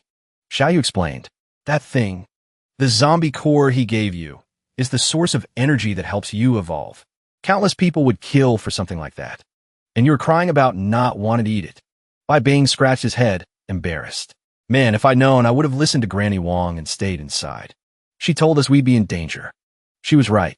If it weren't for you two, we really would have died here. Granny Wong, huh? Xiao Yu asked, surprised. Granny Wong. Xiao Tong explained. Granny Wong is 100 years old. She's not all there mentally. She's always muttering nonsense. But she claims she can see the future. Bai Bing had been staring intently at his palm this whole time. Then he gasped in amazement. Whoa, I think I have some kind of weird superpower now. Qin Yu replied. Becoming one of the evolved awakens a special ability. You can try to see what you've got. Bai Bing smiled. He gave Xiao Tong a mischievous look. He raised his hands, focusing his spiritual energy on Xiao Tong. A strange red light enveloped the girl. Xiao Tong asked, frightened, what's happening? I can't control my body. He made her kneel. Raise a hand. He laughed, looking over at Xiao Tong. So it really works. Xiao Tong was shocked. What? Bai Bing spread his arms wide. Let's try this pose. Xiao Tong was furious. You, what the hell do you think you're doing? Qin Yu stood with his arms crossed, watching with amusement. He said to Xiao Yu, so, it's a marionette ability from the Calamity system. The effect is just like your blood slave ability. Across from them, Xiao Tong screamed at Yang Bai Bing. You damn jerk. Let me go. Xiao Yu shot back, annoyed. Oof. Whether we're talking numbers or power, you're not even in my league. Afterward, the four of them made their way to a residential area. Standing before a familiar door, Bai Bing knocked gently. A voice called out from inside. Who is it? Bai Bing answered, Uncle Zhang. Uncle Wang. It's us. The door creaked open. Uncle Zhang gasped when he saw Bai Bing and Xiao Tong taking in their wretched state. He asked worriedly, what in the world happened to you two? Xiao Tong replied, we ran into a horde of zombies. We almost didn't make it. We barely escaped with our lives. Uncle Zhang's brow furrowed. He asked uneasily, Xiao Yang, did a zombie bite you? Bai Bing stammered. Well, about that. I was bitten, but please don't worry. I already... Uncle Zhang exploded in anger. You already knew you were bitten, and you still dare to come back here? Are you trying to take us all down with you? Get out of here now. A soft voice cut in. Let it be. Little Zhang. Leaning on a cane, Grandma Wong emerged from the house. She was coughing nonstop. She said weakly, "Let them in." Grandma Wong couldn't stop coughing. Uncle Zhang cried out in concern, "Grandma!" Grandma Wong spoke weakly, her words broken by coughs. "Don't. I'm fine. Let them come in." Uncle Zhang relented. "Yes, ma'am. Fine." Uncle Zhang shot a look at Bai Bing. "You with me? I'm responsible for everyone's safety here. Until I can confirm you're not a zombie, I can't let you out of my sight." Grandma Wong called to the siblings, Qin Yu and Xiao Yu. "You two, Kyoda. There's something I need to say. Little Zhang, you kids stay back." Qin Yu watched Grandma Wong with suspicion. This old woman, she's no ordinary person. Outside, the bright sun shone down on the house. Xiao Yu brought a chair over for Grandma Wong. "Grandma, please sit." Grandma Wong smiled. "Little girl, you have a good heart." Grandma Wong took hold of the necklace around her neck. "This old woman doesn't have much. Take this necklace as a gift." She pressed the necklace into Xiao Yu's hand. "Don't you refuse. You must keep it safe for me." Xiao Yu accepted the necklace. She said, flustered, "Thank you, Grandma." Grandma Wong looked at the two siblings, Qin Yu and Xiao Yu. She said gently, "Now, stand still. Let this old woman have a good look at you." A strange blue light flared in Grandma Wong's eyes. Qin Yu flinched. He was completely stunned. After a moment, Grandma Wong let out a hearty, joyful laugh. "Good. May the flame of hope burn ever brighter and never be extinguished." Qin Yu and Xiao Yu stared, their eyes wide with shock. They had no idea what was happening. Grandma Wong moved closer to Xiao Yu. She seemed to have no strength left. She spoke between coughs. "Little girl, no matter what hardships you face, never give up. You are the most perfect being in this world." After saying this, her coughing intensified. Xiao Yu grew worried. "Grandma, are you okay?" Qin Yu asked, utterly confused. Grandma Wong, what did you say? Can you speak a little clearer?" Grandma Wong gasped out, "Go to the south. The evolution has reached its peak. And there's more. You have to leave. Now. Danger is coming." Qin Yu pressed urgently. "Danger is coming? What kind of danger, Grandma? What's happening?" But before she could answer, Grandma Wong collapsed to the ground. Xiao Yu placed a finger under her nose to check her breathing. Then she looked up sorrowfully. "Qin Yu, she's gone." Qin Yu comforted her. "She used the last of her strength to give us that warning." Xiao Yu held up the necklace Grandma Wong had given her. "What is this?" Qin Yu took the necklace to examine it. He couldn't sense anything unusual about it. Maybe it's just an ordinary necklace. "Hold on, let me try to copy it." He activated his ability, but it failed. Qin Yu was stunned. Xiao Yu was shocked. "What's wrong? I can't copy it." Qin Yu was bewildered. With his current level 3 ability, he couldn't replicate this thing? "Xiao Yu, try enhancing my copy ability." Xiao Yu used her skill, but to no effect. Qin Yu gritted his teeth in frustration. "Damn, it still didn't work." Xiao Yu replied, "Well, didn't you say you couldn't copy zombies at first, too?" Qin Yu explained, "My initial failure to copy zombies was mainly because they have a strong resistance to my ability, and my own energy was weaker back then. That's why it failed. But this is different. It's draining a massive amount of my energy, and I'm not getting any results at all." He looked at Xiao Yu, flustered, and stammered as he tried to explain. "It's like you have a truck full of sand. That's a lot, right? But what you're up against is the entire endless ocean." Xiao Yu looked frightened.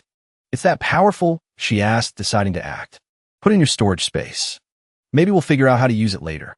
Outside, the bright blue sky suddenly turned a bizarre, bloody red. Crack! A deafening sound echoed through the air. "What was that?" Qin Yu asked, confused. "What's happening out there?"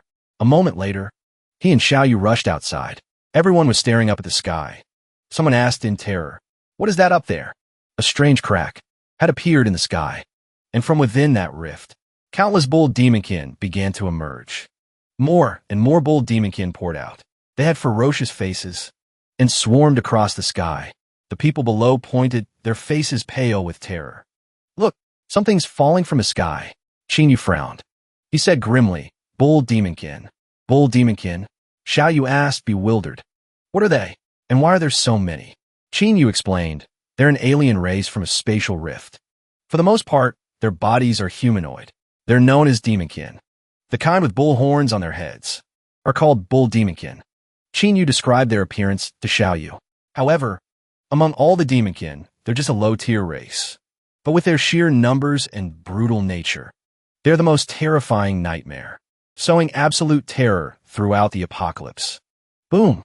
A terrifying force slammed into the ground. The powerful impact left a deep crater from within the thick cloud of dust and smoke. The figure of a bull demonkin gradually came into view. It swept its cold gaze over the crowd. They trembled in fear as they realized its eyes were now locked on them. The bull demonkin suddenly accelerated, shooting toward the crowd like an arrow. Everyone was paralyzed with absolute terror. A blood-curdling scream rang out. "It's coming this way. Run!" Xiao Chan stammered, his body trembling. "Get behind me." The oxhorn demon charged straight for Xiao Chan. It threw a thunderous punch. Xiao Chan was sent flying, slamming hard against the wall. He coughed up a mouthful of blood, which splattered high into the air. The oxhorn demon roared ferociously. Qin Yu watched it with a cold, contemptuous gaze. His spear tore through the air, ending the oxhorn demon in a single strike. He announced proudly to the others, "Anyone who wants to live, get over here now." A moment later, Xiao Yu held a handful of evolution crystals. She said, "This is evolutionary energy. Eating one can turn you into an evolved, giving you power far beyond that of a normal person. One for each of you. Eat them. Now." Everyone stared at Xiao Yu, their eyes filled with doubt. Bai Bing rushed forward to vouch for her. "Believe me, he's telling the truth. I was only saved because I ate one of those. We don't have time for this. Don't hesitate." Xiao Yu handed a crystal to each person. Trusting her, they swallowed them. Qin Yu then instructed Bai Bing, "Listen up, kid. My power is far greater than anyone else's here. It'll attract most of the demons. You take everyone and find a place to hide. Make sure you all stay safe."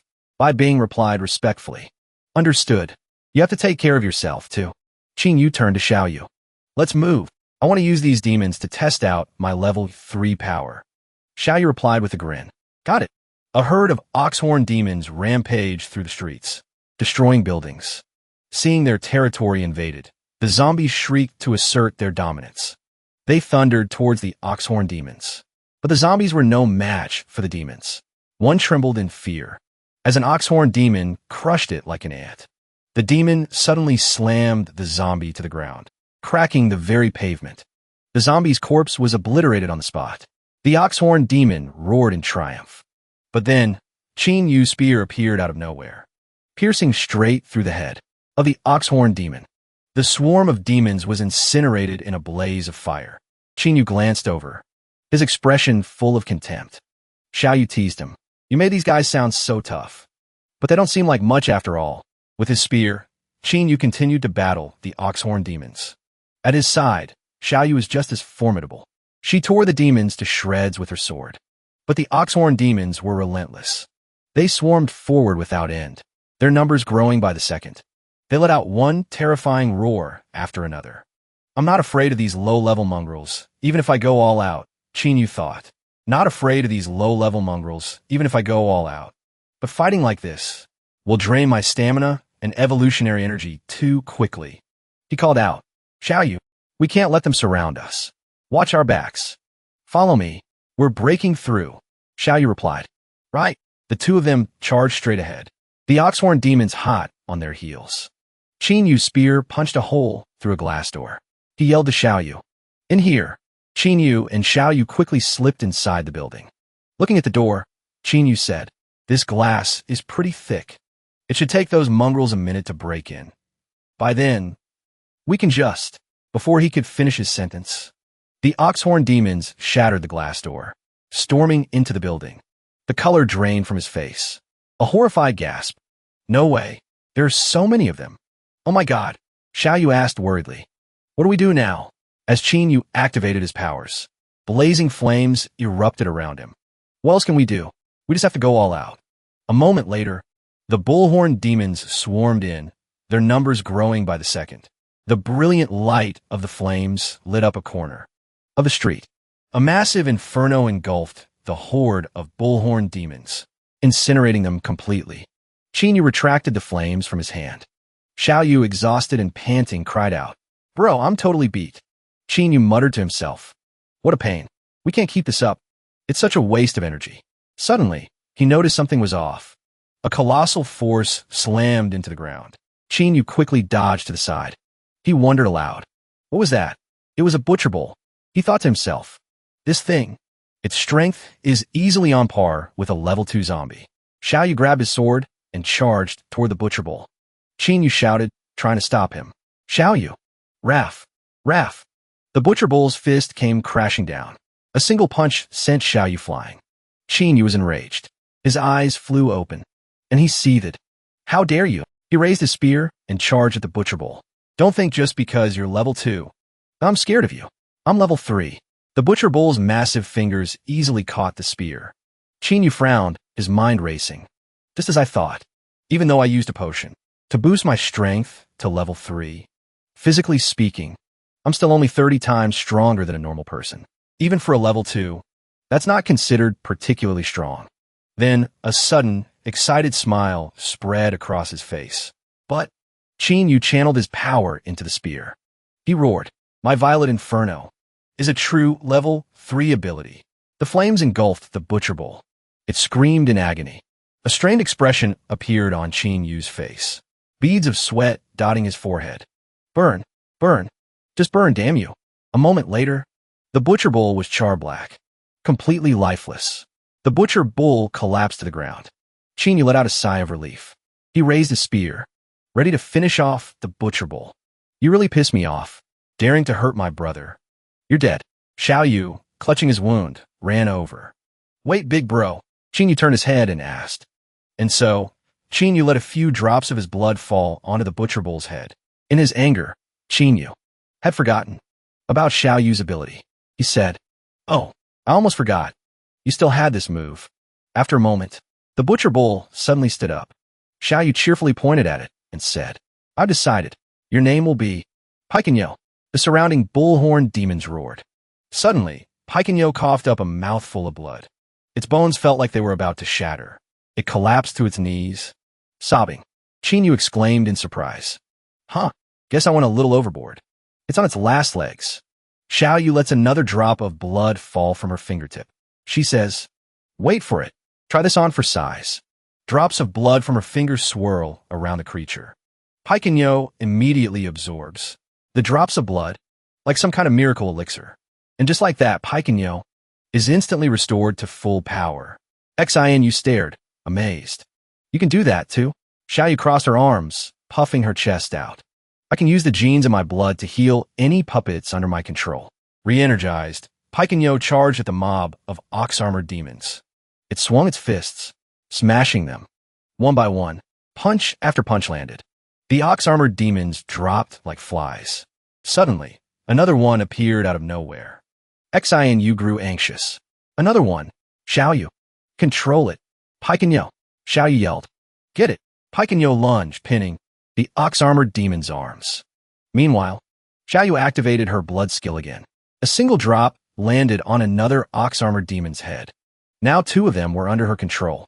Xianu's face lit up. With these 2 helping, this fight is a piece of cake. Yu shouted.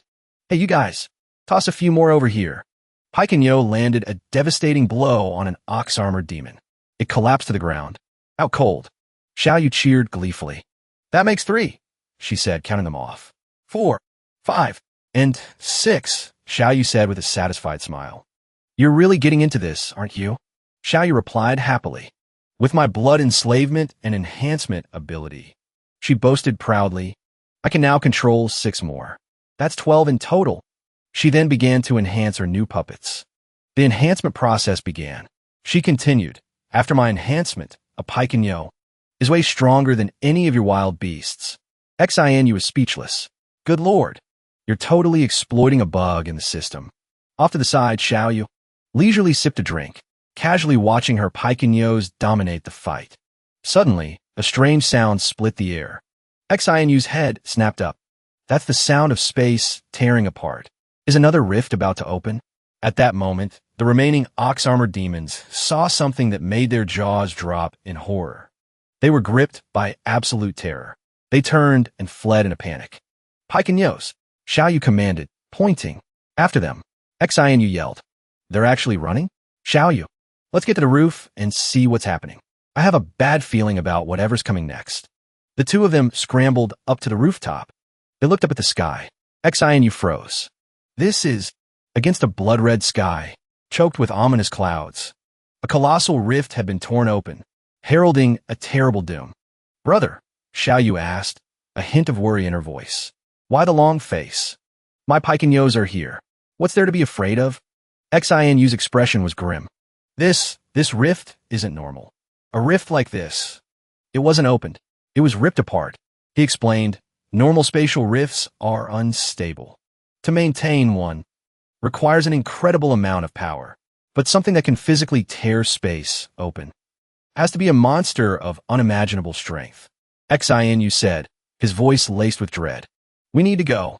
A savage laugh echoed from the sky. And where do you think you're going? I went through so much trouble to barely rip this gateway open. If you just run away, wouldn't that make all my effort a waste? A monstrous creature was forcing its way out of the rift. It shrieked, Get out of my way. A sinister smile. I've forgotten how many years it's been since I last set foot in this world. I never imagined this place would have such delicious prey. Xiaoyu stared in shock. So alluring. It's a beautiful woman. Qin stepped in front of Xiaoyu. Why is this woman here? You can tell just by looking, she's from another race. Don't let your guard down for a second. The petite girl lightly twirled a lock of her hair. For you, of course. And another thing, my name is Xuelidi. Don't call me girl. Underestimate me, and you'll pay the price. Xiaoyu asked in confusion. For me? Xuelidi stuck out her tongue, licking her finger. She spoke with a wicked glint in her eyes. I wouldn't waste my energy descending to this realm for just anyone. I have never tasted blood as exquisite as yours. She looked at Xiaoyu with contempt. Little sister, your world is far too dangerous. So how about it? Come with me. I'll protect you. Qinyu asked, annoyed. You want to imprison her and feed on her flesh and blood every day? Xuelidi scoffed. Who gave you permission to speak? In my eyes, she is prey. As for you, you're trash. Not even worthy of being prey. Hearing this, Qinyu flew into a rage. He gritted his teeth. Are you sick in the head? Spouting all this nonsense. Do you really think you're some kind of god? All this queen crap. Don't you make yourself sick? You wanted to kick your ass right now? Xuelidi replied with utter disdain. You're nothing but a tiny ant.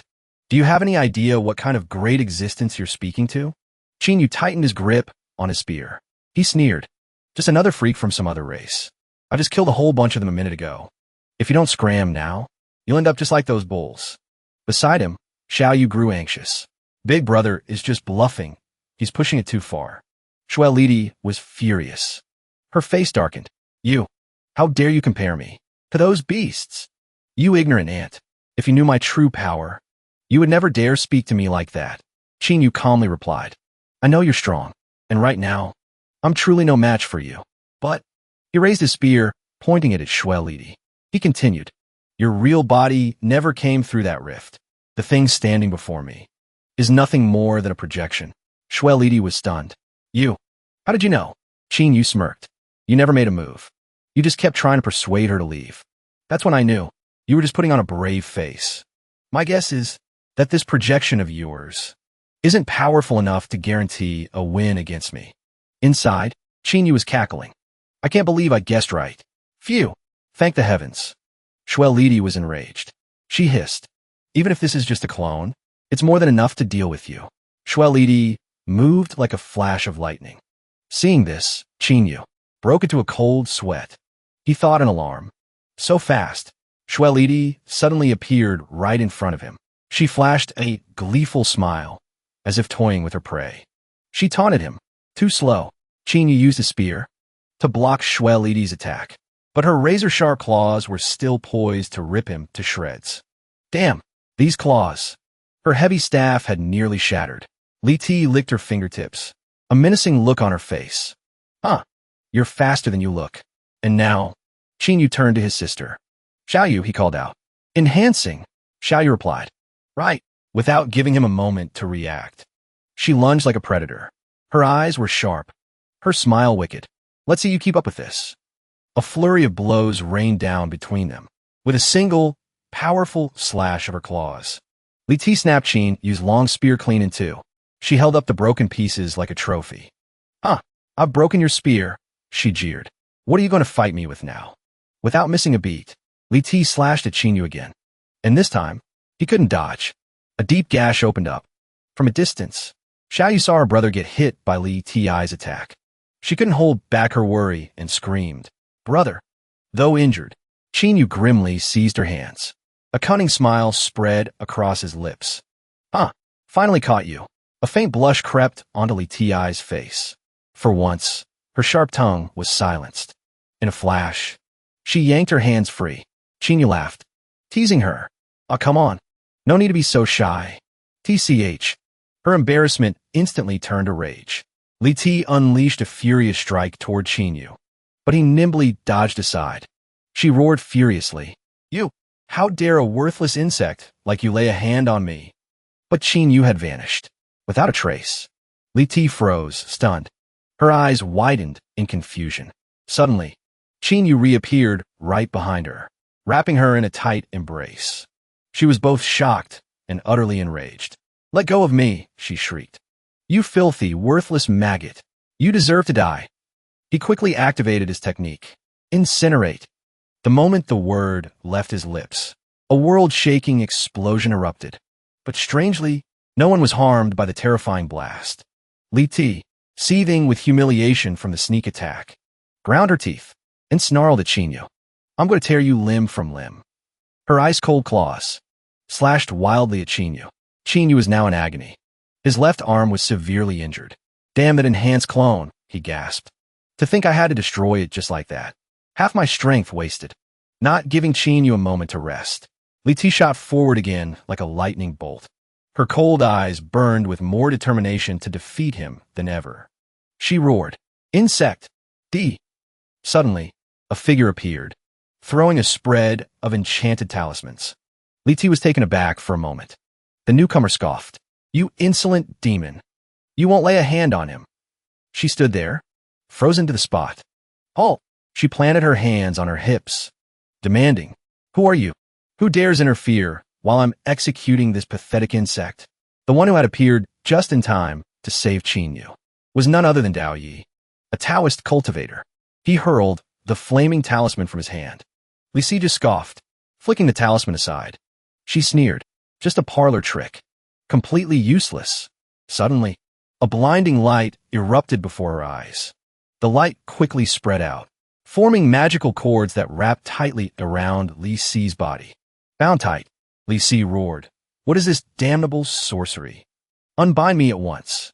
Dao Yi watched, a triumphant smile on his face. He declared, You're trapped by my golden talisman. Even a grand immortal would struggle to break free. But it seemed Dao Yi had underestimated Li Si's combat prowess. She let out a fierce roar, and in the blink of an eye, the golden talisman shattered. Dao Yi was completely stunned. He never saw this coming. He grit his teeth and muttered, This demoness, she's terrifyingly strong. From a distance, Tan Wu and Xiao Wu watched in astonishment, gasping in awe. So that's a true cultivator? A Dozong expert? Are they really that powerful? Dao Yi was a little embarrassed that his golden talisman had been broken so easily. A bit irritated, he snapped at the two siblings. Hey, you two should get out of here. My golden talisman couldn't even hold her. Hearing this, Tan Wu struggled to his feet. He weakly instructed his sibling Xiao Wu, Enhance me again. As soon as he spoke, a brilliant purple energy erupted, enveloping his entire body. Li Si's voice was laced with surprise. You can use the Yujian? A violent purple flame quickly engulfed Li Si. Tan Wu was barely holding on. He said weakly to his sibling, Xiao Wu, Enhance my flame ability.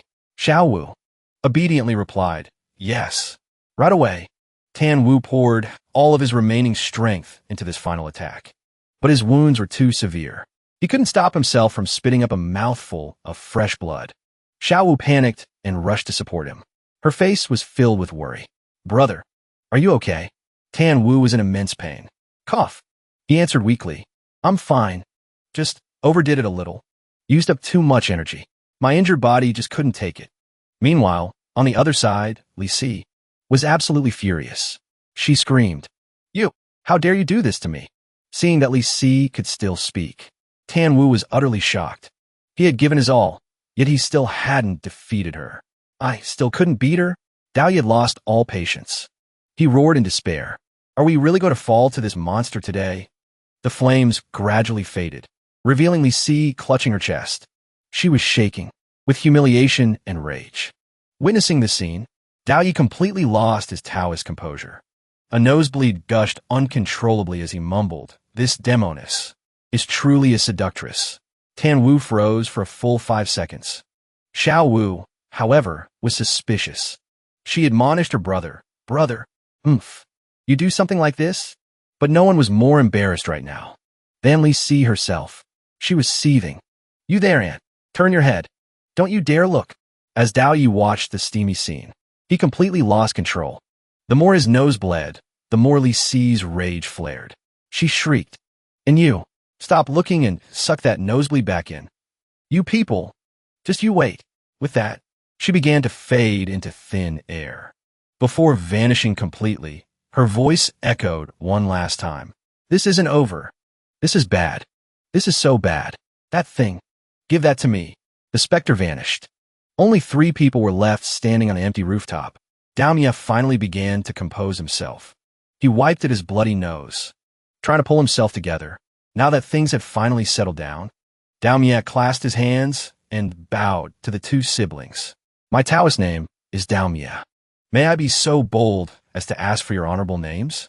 The girl quickly answered, "I'm Tan Xiaoyu, and this is my brother, Qin Yu." Hearing their names, Dao Yi thought to himself, "Qin Yu, Tan Xiaoyu. They don't sound like siblings. They sound more like a father and son." Hearing Dao Yi's assessment, Xiaoyu's expression froze for a second. She was speechless. Ugh, she thought to herself. Seriously? Not this again.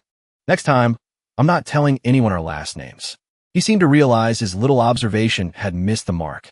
He quickly flashed a confident smile to dispel the awkwardness. My apologies. My deepest apologies. I am a humble practitioner. I don't often interact with others. If my words have caused any offense, I pray you'll forgive me. Then, Xiaoyu asked him seriously, "I saw you drawing talismans and chanting incantations. Are you a cultivator?" He scratched his head and replied sheepishly, "Seeking the way through meditation is the lifelong path of a monastic. Since I was young, I have studied the Taoist classics under my esteemed master in the arts of yin and yang. But as for calling myself a cultivator, I'm afraid I still have a long way to go." Meanwhile, Qin Yu had been enduring the pain in silence this whole time. The agony was too much.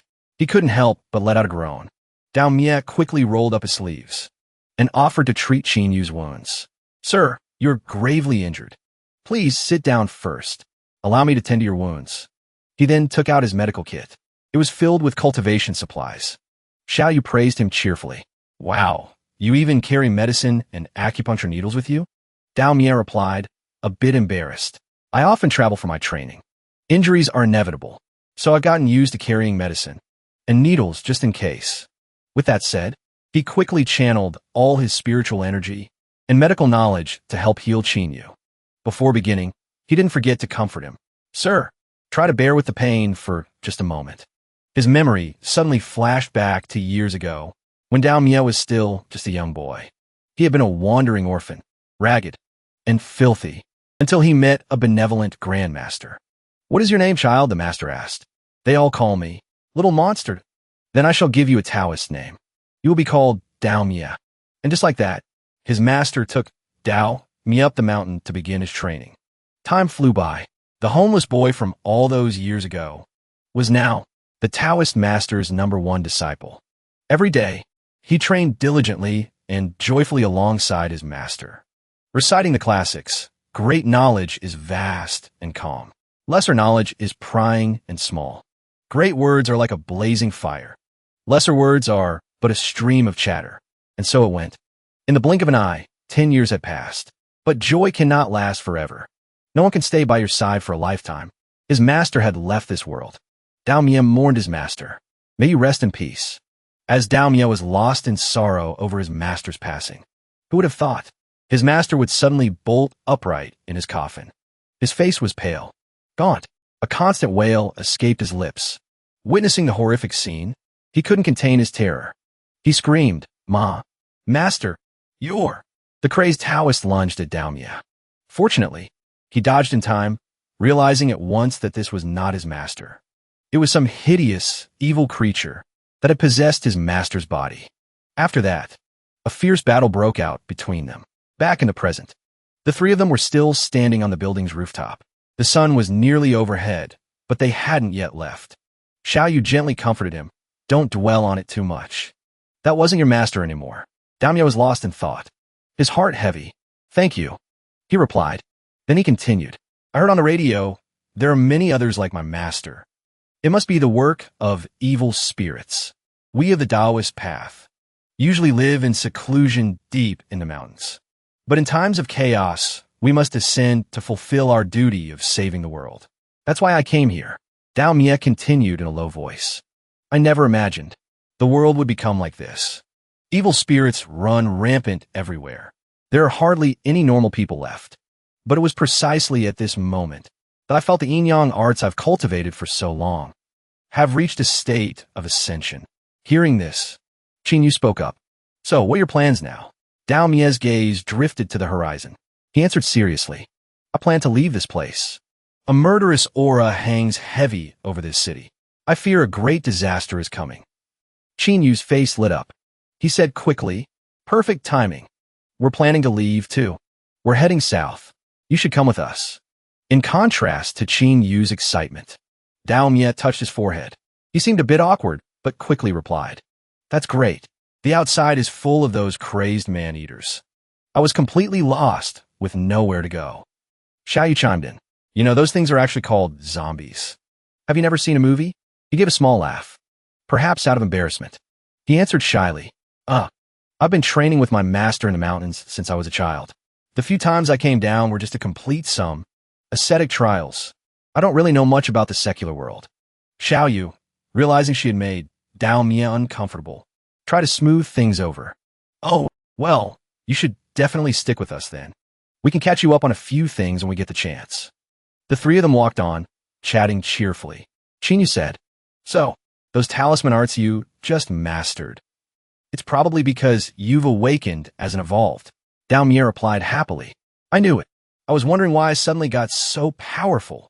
The three of them arrived in front of a building. A loud laugh echoed from within. "Haha, that feels great." Qingyu was completely stunned. "What is going on?" The three saw a man and a bull performing the exact same movements in sync. And this bull was even standing on two legs. The sight left all three of them frozen. They were utterly speechless. Bai Bing and the bipedal bull eagerly came greet them. "Oh, brother, you guys are back." But the bull wasn't so lucky. An attack from Qin Yu pierced straight through its head. He took down the bull. It collapsed to the floor. Meanwhile, Bai Bing pouted, annoyed that his brother had made a move. He blurted out, "Don't kill it. I haven't had my fun yet." With a sharp glare, Qin Yu said decisively, "Save your gene energy. Now hurry up and get someone to clear away those bodies over there. And fix the door. Otherwise, you'll attract the zombies." Dao Jie spotted a body lying in the middle of the house. He stammered, Isn't this Grandmaster Wang?" Qin Yu was a little surprised. "Oh, you knew her?" He explained the whole story. "Yes, Grandmaster Wang was a highly respected and promising senior of the Taoist sect. When I was young, I met her a few times. Even my master held her in the highest regard. My master and I were planning to come down from the mountain to visit her. I never imagined." Qin Yu walked up behind Dao Jie. He added, "So, she was an elder of the Taoist sect too. To be honest with you, the one who told us to leave this place quickly and head south was her." To the south, Qin Yu and Xiaoyu were sharing a bed, but neither of them were asleep yet. Xiaoyu playfully poked his chest. "Brother," she marveled, "your chest is so hard." His only response was an indifferent look, a cold expression from him. "I'm injured. Behave. Just go to sleep." Xiaoyu's concern was obvious. "No, it's still early. Do you want me to rub it for you?" He turned to face her completely. He warned her softly, "Hey, keep your voice down. It'll be bad if someone hears you." In the next room, Dao Jie was still awake. He was sitting there, talking to himself. "Master Su, your disciple has been unfilial. With my strength alone, I couldn't save many people in Shengjing City. All I could do was retreat for now. I must preserve this body, so I can become stronger and save more lives in the future.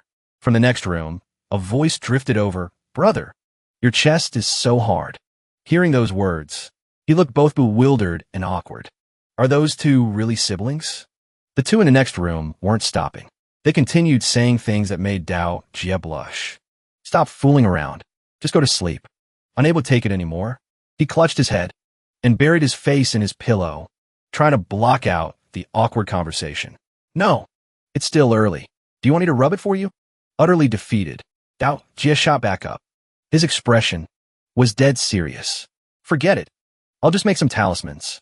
But while the Taoist was focusing his energy on making talismans, Qin Yu and Xiao Yu still hadn't stopped. Brother, your body is amazing. The next morning, Qin Yu and Xiao Yu stepped out of their room together, both wearing red outfits. Qin Yu looked a little troubled. In contrast, Xiao Yu was stretching. It was clearly the sign of an excellent night's sleep. She said. I slept so well. She turned towards Dao Jie's room. He was also staggering out. Seeing this, Xiao Yu asked with concern. Didn't you get any sleep last night? You've got some serious dark circles. He held a stack of talismans he'd spent all night making. He forces a laugh. We were almost out of talismans. I had to pull an all-nighter to make more. Bai Bing and Xiao Dong appear. Bai Bing speaks. Not staying a few more days? We have urgent business to attend to. Besides, Shengjing City isn't safe anymore. You all should leave as soon as you can, too. Hearing this, Bai Bing is momentarily at a loss for words. Qin Yu continues, Look, I know it's not easy for you to find shelter, especially when you have so many elderly, weak, and sick people with you. It's difficult to move everyone. But when the danger comes, don't hesitate. Find the military. It's your best chance of survival. Come on now. Bai Bing waves with a smile. Beside him, Xiao Dong blushes slightly. Yeah, thank you, everyone. The three of them leave the inn and continue on their way. Xiao Yu says excitedly, Brother, this is kind of like we're going camping, isn't it? He replies with a slightly serious expression. What's there to be happy about? You have no idea how much more dangerous it is out here than in the city. She turns back to look at her brother, her eyes sparkling as she says, In zombie movies, they always show that. The most dangerous place is the crowded city, right? There's no one out in the countryside. Even if there are zombies, there'd only be a few of them. Disagreeing with his sister, he immediately retorts, You're talking about zombies from the movies. Don't forget, there are mutated beasts. There are way more wild animals out here than in the city. There could even be mutated plants. One wrong move, and you'll be attacked by them. Seeing how seriously Qin Yu is arguing with her, she lowers her gaze and says softly, Oh, really? First, let's head to where Lin Feng is stationed. I have a favor to ask them. They arrive at the gate and are met by two guards. One of them says, Halt. Who goes there? I'm here to see Lin Feng. My name is Qin Yu. I'm a friend of his. Could you please pass on the message? The other guard immediately recognizes him. Oh, you're Major Lin Feng's friend. Please wait a moment. I have to go inform him. He adds, These are critical times. We can't be too careful. I hope you understand. Just a few days ago, there were several cases of infection among the refugees. The casualties were immense. Qin Yu nods. Right. I understand. I'll wait. Soon, Major Lin Feng steps out. He greets Qin Yu. You're here. Qin Yu and the other two quickly walk toward Lin Feng. Xiao Yu glances at the people sitting by the roadside. She can't help but ask, Are all these people this weak? Lin Feng looks at Xiao Yu and replies, There's nothing we can do. Food is scarce here. These refugees just arrived. We have to send the able-bodied young men to the front lines.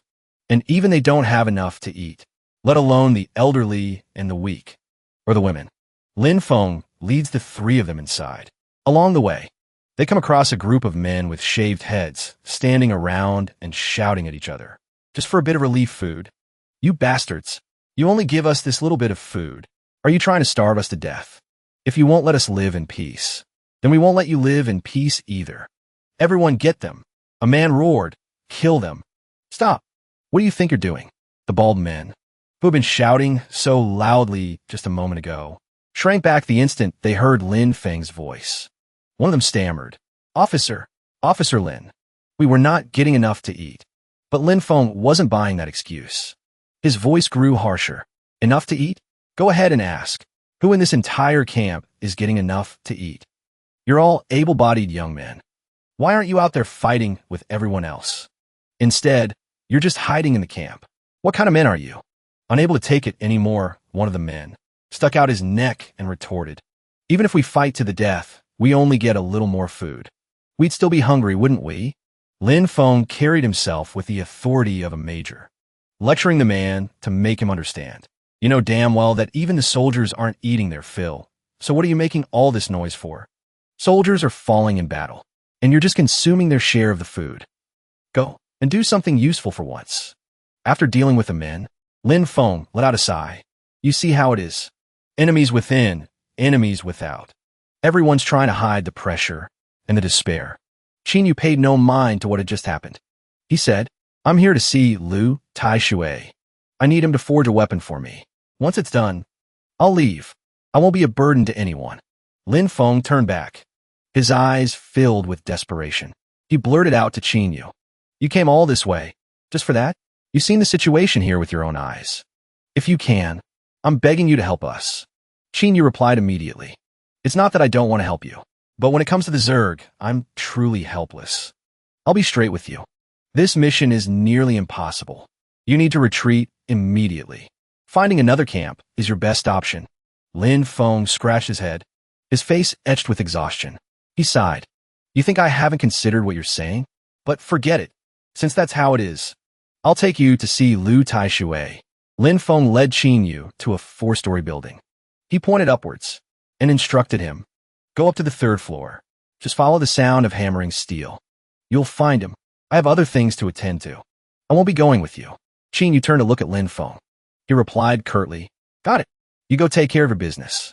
With that, Qin, Xiao Yu, and Dao Yi headed inside. Xiao Yu immediately asked him, Why don't we just take Lin Feng with us? Are we just going to leave him here to die?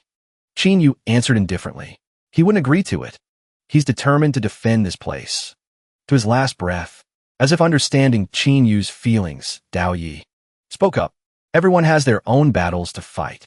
The door creaked open. Xiao Yu complained. It's so hot in here. Stepping into the room, they saw a tall man, completely absorbed in his work. He swung a heavy iron hammer, his powerful, muscular frame clad in nothing but an apron. Upon seeing the man, Tanvu couldn't help but feel a jolt of surprise. So that's him, he thought. No wonder he's an evolver, and a rare creation type at that. He then called out a greeting. You must be Mr. Liao. The man replied, his voice utterly indifferent. He didn't even bother to spare Tanvu a single glance. Yeah, Liao Tai Zhu. Liao Tai, call me whatever. Tanvu stepped closer, extending his hand. He decided to take the initiative with Mr. Liao. My name is Tanvu. I'm a friend of Lin Feng's. I need your help forging a weapon. Liao Tai Zhu's expression was severe. He spoke with cold indifference. What are the specs? Write them down on paper. I'll help you when I'm done with this. Tanvu seemed to be in a great hurry. He quickly asked, Can you help me right now? I'm really in a rush. The man shot him a sharp, cold glare, his eyes filled with judgment for Tanvu. He said, Is your business more urgent than the war god's decapitation strike? Just go and wait quietly. I'll make time for you when I'm finished. Seeing that things weren't going well, Tanvu hastily tried to explain, Mr. Liao, I'm a friend of Major Lin Feng. Before he could finish, Liao Taizhu cut him off. Are you done yet? I told you to wait, so wait. So what if you're friends with Major Lin Feng? Even if you were the commander's grandson, it wouldn't mean a thing in here. Tanvu was racking his brain, trying to figure out how to convince him, when a voice suddenly called out, Tanvu. Hearing someone call her brother's name, Xiaoyu turned around as well. She gasped in surprise, Sun Wu. Sun Wu appeared with a group of people. He quickly tried to reassure them. Relax.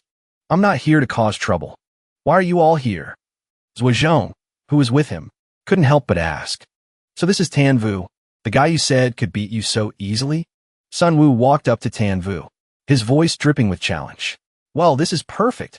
With you joining us, we're guaranteed to succeed. Tanvu held up a hand to stop him. He replied with dead seriousness.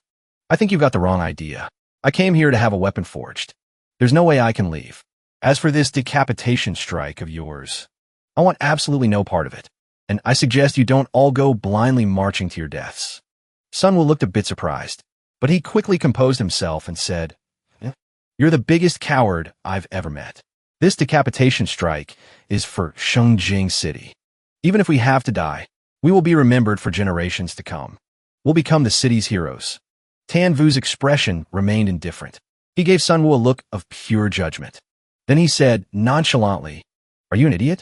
You all die, and the Zerg will level the city. When that happens, there won't be anyone left to remember your heroic deeds, because everyone who ever knew you will be dead. Get it? He then continued. Tan Vu said, Look, I'm not a hero, and I don't want to be one. If you can't convince him to forge my weapon, then please just shut up. So Zhong couldn't stand Tan Vu's attitude any longer. He roared in anger. A coward is a coward.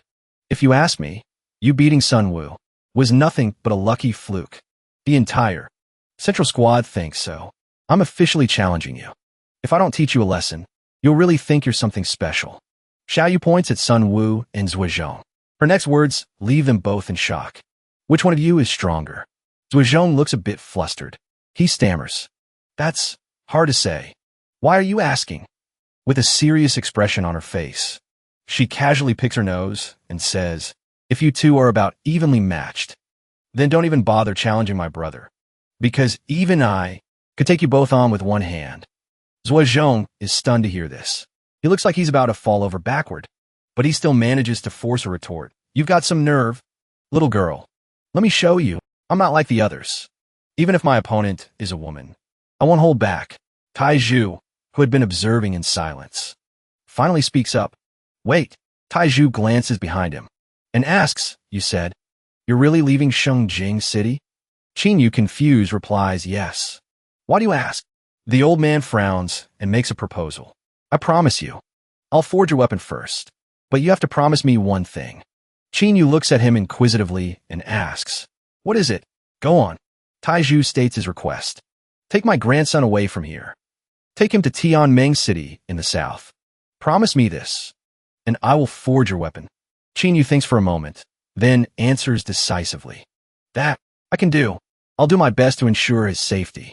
Zhuozhong, his face flushed with anger, interrupts. Are you two done talking? If you are, can I finally make my move? Suddenly, Xiaoyu darts forward in a flash.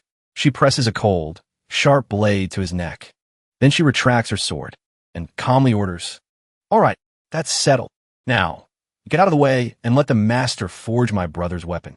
Zhuozhong's face turns pale with fear. He stammers. How is that possible? Taizhu frowns, witnessing what just happened. She's that strong? He asks in surprise. He turns back around. His hammer continues to strike the red-hot iron. His voice is filled with relief as he resumes his work. With strength like yours, my grandson will be safe with you too. I can finally rest easy. So, what kind of weapon do you want? I'll get started right away. Qinyu pulls a bloodstone out from his spatial ring. Zhuozhong exclaims in shock. Isn't that Major Lin's spatial ring? Qinyu frowns. He replies without surprise. It's not Major Lin's.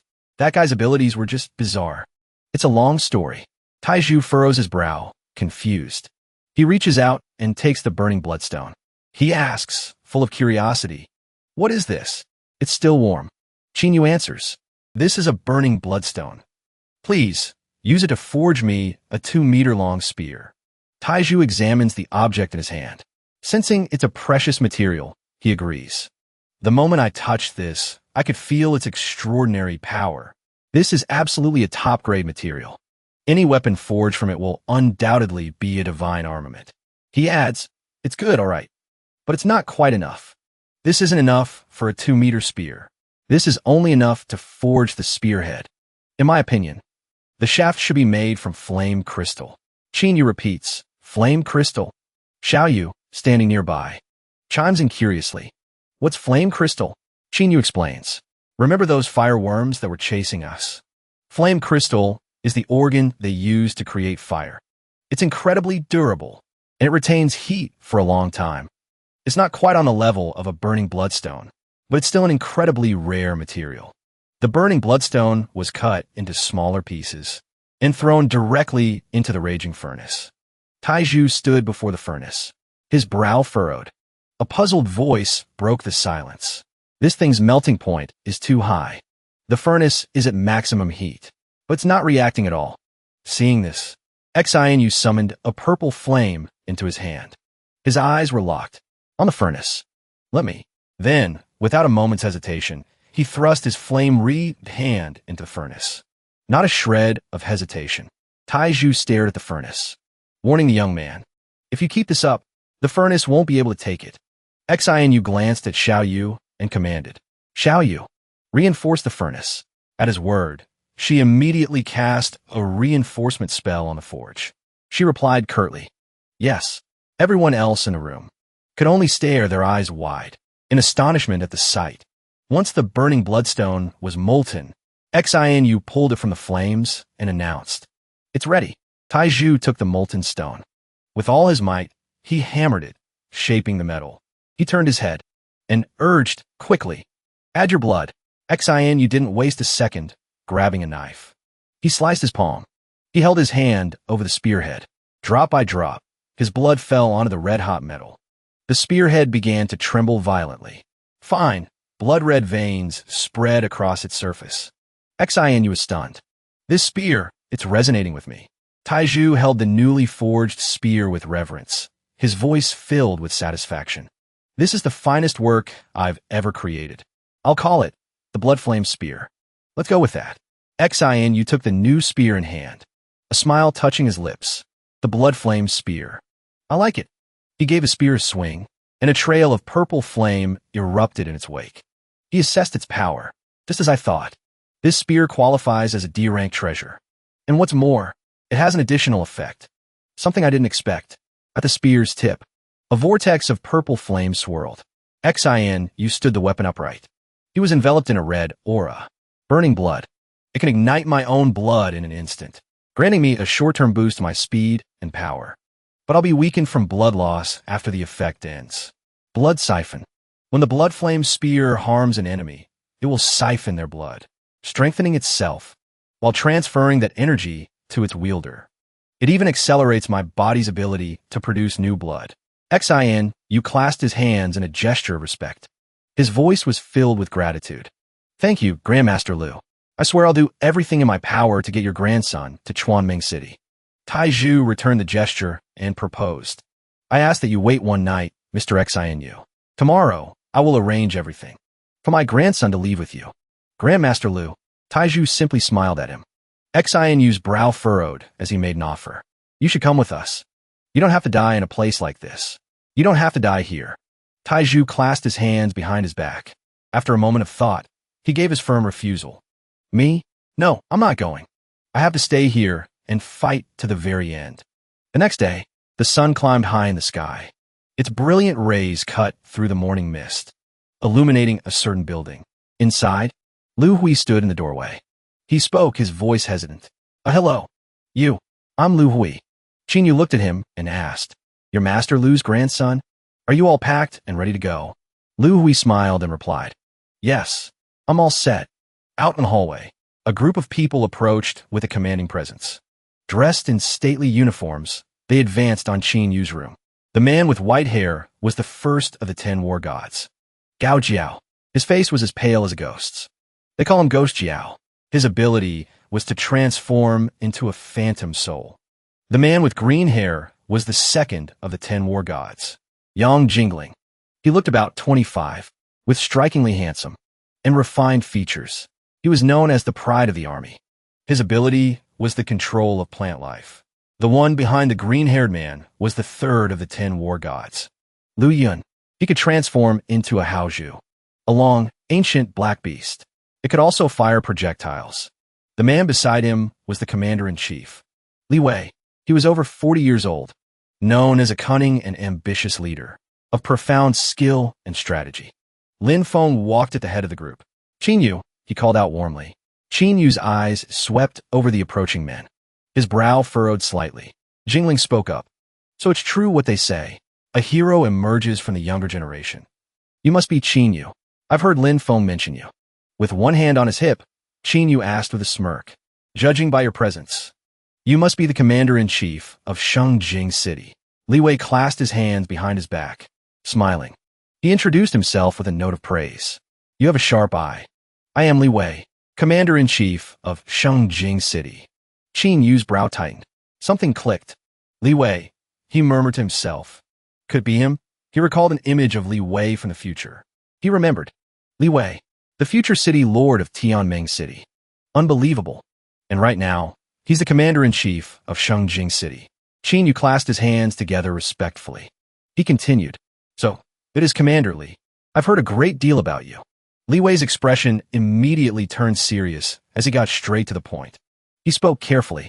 Actually, I came to see you about a specific matter. Qin Yu turned away. After a moment's thought, he politely refused. If you're asking me to join the attack on the brood mother, I'm sorry, but I'm afraid I can't agree to that. Li Wei let out a loud laugh in response. You've misunderstood. That's not why I'm here. He stepped closer, lowering his voice. This war against their race. We don't stand a chance of winning. Is that what you think? Qin Yu asked, his suspicion growing. What are you getting at? Li Wei stated his view. Rather than fight a battle, we're destined to lose. We should preserve our strength. We can make more meaningful contributions to humanity later on. Qin Yu's lips curled into a smirk. He asked in a mocking tone, You mean a breakout? Commander Li, your decision is truly wise. Seeing this, Li Wei quickly corrected him. It's not a breakout. It's an escape. Lin Feng's eyebrows shot up. He asked Commander Li, his voice full of doubt. Abandon Shengjing City? I have no problem with that. But why is it just our squad that gets to retreat? What about the hundreds of thousands of soldiers and civilians left behind? Are we just supposed to abandon them? Hearing this, Li Wei shot to his feet. He whirled around to face Lin Feng, his tone sharp and accusatory, full of unreasonable cruelty. Lin Feng, watch your tone and your attitude. If we all try to run, the corrupted will definitely chase us. Besides, we don't have enough food. There's no way we can feed all of us. Xianu glances at him with contempt. He mutters under his breath. This guy is truly ruthless. No wonder he becomes a tyrant in the future. Li Wei, seeing he doesn't say anything, thinks he might have misunderstood. He quickly explains, Xianu, are you worried we won't make it there? You don't need to worry about that. We have over 500 people coming with us, and every single one is an elite. Once we reach Tianming, our status, there will be just as high as it was here in Shengjing City. My brother is Li Hongming. He's the commander-in-chief of Tianming City. Xianu listens to his explanation, his brow furrowing. He rests his chin on his hand. Li Hongming, I've never heard of him in my past life. Could it be? Li Wei continues with a slight smirk. My brother sent word not long ago. The situation over there is quite good. Tianming City has basically been cleared out. With Tianming's current military strength, it wouldn't be an exaggeration to call it the safest place in the world. When we get there, with my relationship with him and all of your strength, we're guaranteed to secure a solid position in Tianming City. Xianu ponders, recalling events from his past life. He frowns. In my past life, I only knew that the city lord of Tianming was Li Wei. I never heard the name Li Hongming. Logically speaking, a city lord, and the one who laid the foundation for Tianming, even a little, should have been recorded somewhere. He rubs his forehead, his brow deeply creased, as another possibility comes to mind. Maybe Li Wei repaid kindness with cruelty, usurped his position, and killed Li Hongming. Then he covered up the truth and established a dictatorship, using a policy of suppression to completely erase all traces of Li Hongming. If that's true, then this Li Wei is one vicious and cold-blooded bastard. Dao Mie speaks up, his voice grim. His tone is filled with a deep, endless sorrow. What a tragedy. A true tragedy. Those who are being left behind, I fear their fate will be grim. Lu Hui clasps his hands. Commander Li doesn't have it easy either. He's dedicated his entire life to Shengjing City. A choice like this, he had no other option. He must be in agony over it. Xiaoyu leans in slightly, her wary eyes darting towards a man. She whispers to Xianyu, Brother, why do I get such a terrifying feeling from that guy? I know I could take him down easily with my strength, but he has this strange authority about him that makes me hesitant to confront him. Xianyu looks at her with praise. Xiaoyu, your instincts are sharp. We need to be wary of Li Wei. He's an extremely dangerous man. A short while later, The citizens have gathered. They stand before a soldier, asking anxiously, "Where is everyone going?" A soldier explains, reassuring the crowd, "Everyone, please don't panic. We're going to get food and supplies. We'll be back soon." Hearing this, a man cheers happily. "That's great. We won't have to starve anymore." A woman beside him places a hand on her chest. She adds with relief, "If that's the case, we might just be able to hold out until the day we drive back the corrupted." Inside one of the vehicles, Lin Feng is lost in thought. He's frowning, clearly troubled. His lips are pressed into a thin line, and he hasn't said a word. As if sensing his mood, Xian Yu claps him on the shoulder, comfortingly. "Don't blame yourself. There was nothing you could do." Lin Feng grits his teeth, his face darkening. His voice is thick with self-reproach. "They trusted us. They relied on us. But when it came down to it, we just ran. We gave them empty promises and false hope. By the time they wake up, it will all be too late.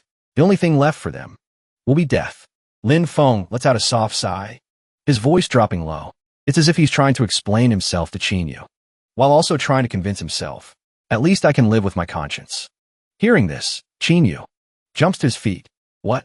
By that time, all they'll have is despair, and they will absolutely hate us for it." Qin Yu's eyes sweep over him. "So what? If we had brought everyone with us, the swarm would have definitely hunted us down." He explains, his voice a cold, irritated rasp. "Lin Feng, in the apocalypse, nobody gives a damn about your conscience. Your conscience might be useful if it could actually save everyone. But if it can't, then it's completely worthless. When it's a matter of life and death, there's no better outcome than the one we have now. So hang on to that conscience of yours. Save it for the moment it matters most, and let it burn you to ashes." Qin Yu's words hit Lin Feng like a splash of ice-cold water, leaving him speechless. He sinks deep into heavy thoughts, wrapped in a thick silence. As the vehicles begin to move, Lin Feng sits quietly inside, as if coming to a sudden realization. He speaks, his voice tinged with bitterness. "Qin Yu, you're right. I'm too weak right now. I have no say in anything. A conscience alone is meaningless."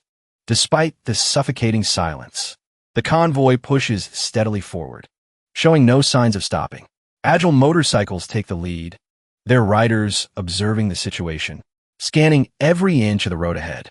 In the distance, a dense horde of zombies mills about like a gray, shifting sea. They seem to be frantically searching for something. A soldier at the front spots the horde. He immediately grabs his radio to alert the others. "Situation ahead. I repeat, situation ahead. The road is blocked. We got a horde of zombies. Over." The vehicles screech to a halt. Soldiers disembark one by one, weapons in hand. They form ranks. The captain barks an order. "Take positions." Gunfire erupts. They fire in continuous bursts. The zombies, hearing the noise, whip their heads around. They immediately charge forward, letting out terrifying snarls. A voice rings out, ordering the other soldiers to fire. The relentless hail of bullets makes them shriek in agony. The captain's voice cuts through the chaos again. "Change positions. Copy. Move up." Watching their coordination, Qin Yu remarks to himself, as expected of elite troops. Such flawless teamwork. The captain's voice rings out once more. Suppressive fire with heavy weapons. Prepare to reload. A moment later, an eerie quiet falls over the scene. Once the zombie horde is completely wiped out, the soldiers quickly move in to assess the aftermath. A soldier calls out in a booming voice. "Gather supplies and salvage. Collect the evolution energy." The sky slowly darkens to a deep violet, signaling the arrival of night. The convoy comes to a stop in front of a gas station. A steady voice rings out. "We'll rest here for the night." Immediately, another voice replies. "Roger that." Inside the gas station, a group of people were gathered around a bubbling hot pot. Damya was lost in thought. He spoke with a sense of unease. "I can't shake this feeling. Something's not right. I got a really bad feeling about this." Xiao Yu, holding a bowl of noodles, looked at him. She asked the young Taoist, confused, "Why are you always so paranoid? My gut is never wrong." Hearing this, Xian Yu gave a warning. "Everyone, be on your guard tonight. Don't sleep too deeply. If there's any danger, Lu Hui, you stick close to Dao Mia, no matter what. Then, the two of you find me and Xiao Yu immediately." Meanwhile, in another room, Li Wei was casually folding A strand of noodles. His voice was firm and confident. Everything is about to get much, much better. Once I get to Tianming and join forces with my second brother, we will achieve greatness. Outside the room, a group of armed men stood guard in silence. Suddenly, the sound of footsteps echoed. Lu Yun turned toward the sound to see who was approaching. He called out, "Zhao Kuei, what are you doing here?" Zhao Kuei stood at attention, adjusting his cap. He reported urgently. "I have an important matter to report to Commander Li. It's late. I am afraid. Commander Li has already turned in for the night. Whatever it is, report tomorrow." Zhao Kuei clenched his jaw, saying nothing. Finally, he relented. "Fine. I'll be back first thing in the morning." Just then, from inside the room, Li Wei's voice rang out. "Let him in. What needs to be done today should be done today. Don't put it off until tomorrow." Zhao Kuei immediately pushed the door open and stormed in. He shouted, "Commander Li." Li Wei walked up to him and asked, "What's so urgent that you had to report it now?" Zhao Kuei's face was deathly pale. His eyes were vacant. He spoke in a cold, menacing tone to Li Wei. "Today is your last." Li Wei's eyes widened in shock as he yelled, "This is bad." Gao Jiao, hearing his shout, felt a dark premonition. He cried out in alarm. Damn it! The scene shifts to Xianyu and Xiaoyu, sleeping soundly and peacefully. Suddenly, a creature of the race appeared. It extended its sharp stinger and flew straight for the sleeping Xiaoyu. But then, Xianyu's eyes snapped open. He unleashed his power, incinerating the creature. The intense flames burned it to ash in an instant. Alarm sirens began to blare throughout the building. Enemy attack! Enemy attack! It's the race! Xiaoyu was jolted awake by the sirens. She stirred slightly and drowsily asked him, "What's going on?" Xianyu explained, "It's the race. Judging by the sound, there must be a lot of them. Get ready. We have to go find Dao Mie and Lu Hui." A foot kicked the door, blasting it off its hinges. The two of them rushed into the room. Xianyu asked worriedly, "Are you two okay?" A creature of the race was trapped inside a golden box. Dao Mie was shielding Lu Hui behind him, a talisman in his hand. His eyes were fixed on Xianyu. Xianyu frowned. He announced loudly, "The race is staging a surprise attack. It's dangerous outside. Everyone, hide in a corner. And whatever you do, do not reveal your position." Outside the building, the soldiers took their combat positions. The captain gave the order, "Fire! Fire!" They unleashed a relentless hail of bullets on the monsters swarming them. A middle-aged soldier kept firing. His voice was laced with scorn. "Die, you damn ants! We're the elite of the elite." Seeing this, the soldier next to him shouted a warning. "Don't get careless." Suddenly, sharp claws shot out, stabbing straight through the soldier. He let out a cry of excruciating pain. A terrifying, giant claw fiend appeared before them. It spat out countless sharp spines. The claw fiend continued to shower the soldiers with a rain of spikes. They rained down on the soldiers, who screamed in agony. They tried to cry for help. "Find cover! Take cover!" A colossal monster advanced, crushing a soldier beneath its foot. He let out a horrified scream. Suddenly, a bullet pierced straight through the monster's head. A claw fiend. It was killed instantly. A soldier saw this and breathed a sigh of relief. He cheered with joy. "All right. It's the sniper. The sniper team is finally in position." Inside the camp, a fierce battle erupted between the swarm of bugs and the soldiers. Shouts of "Kill these damn beasts" mingled with chaotic screams of "Ack! Help me!" Suddenly, 3 sharp spines flew through the air. The sound of spikes piercing flesh echoed through the chaos. 3 soldiers fell, killed on the spot. Long Feng and 2 other soldiers looked toward the source of the attack. He gasped in horror. "What is that?" Over there stood a giant bug with razor-sharp legs and 4 blazing red eyes. It was filled with rage. A bald soldier yelled, "We're in trouble. Get to cover. Find cover now." The other soldiers scattered in a panic. Get to cover. That mutated, spider-like creature was the source of the deadly spikes. Under the moonlight, it continuously fired a barrage of spines toward them, even without aiming at a specific target.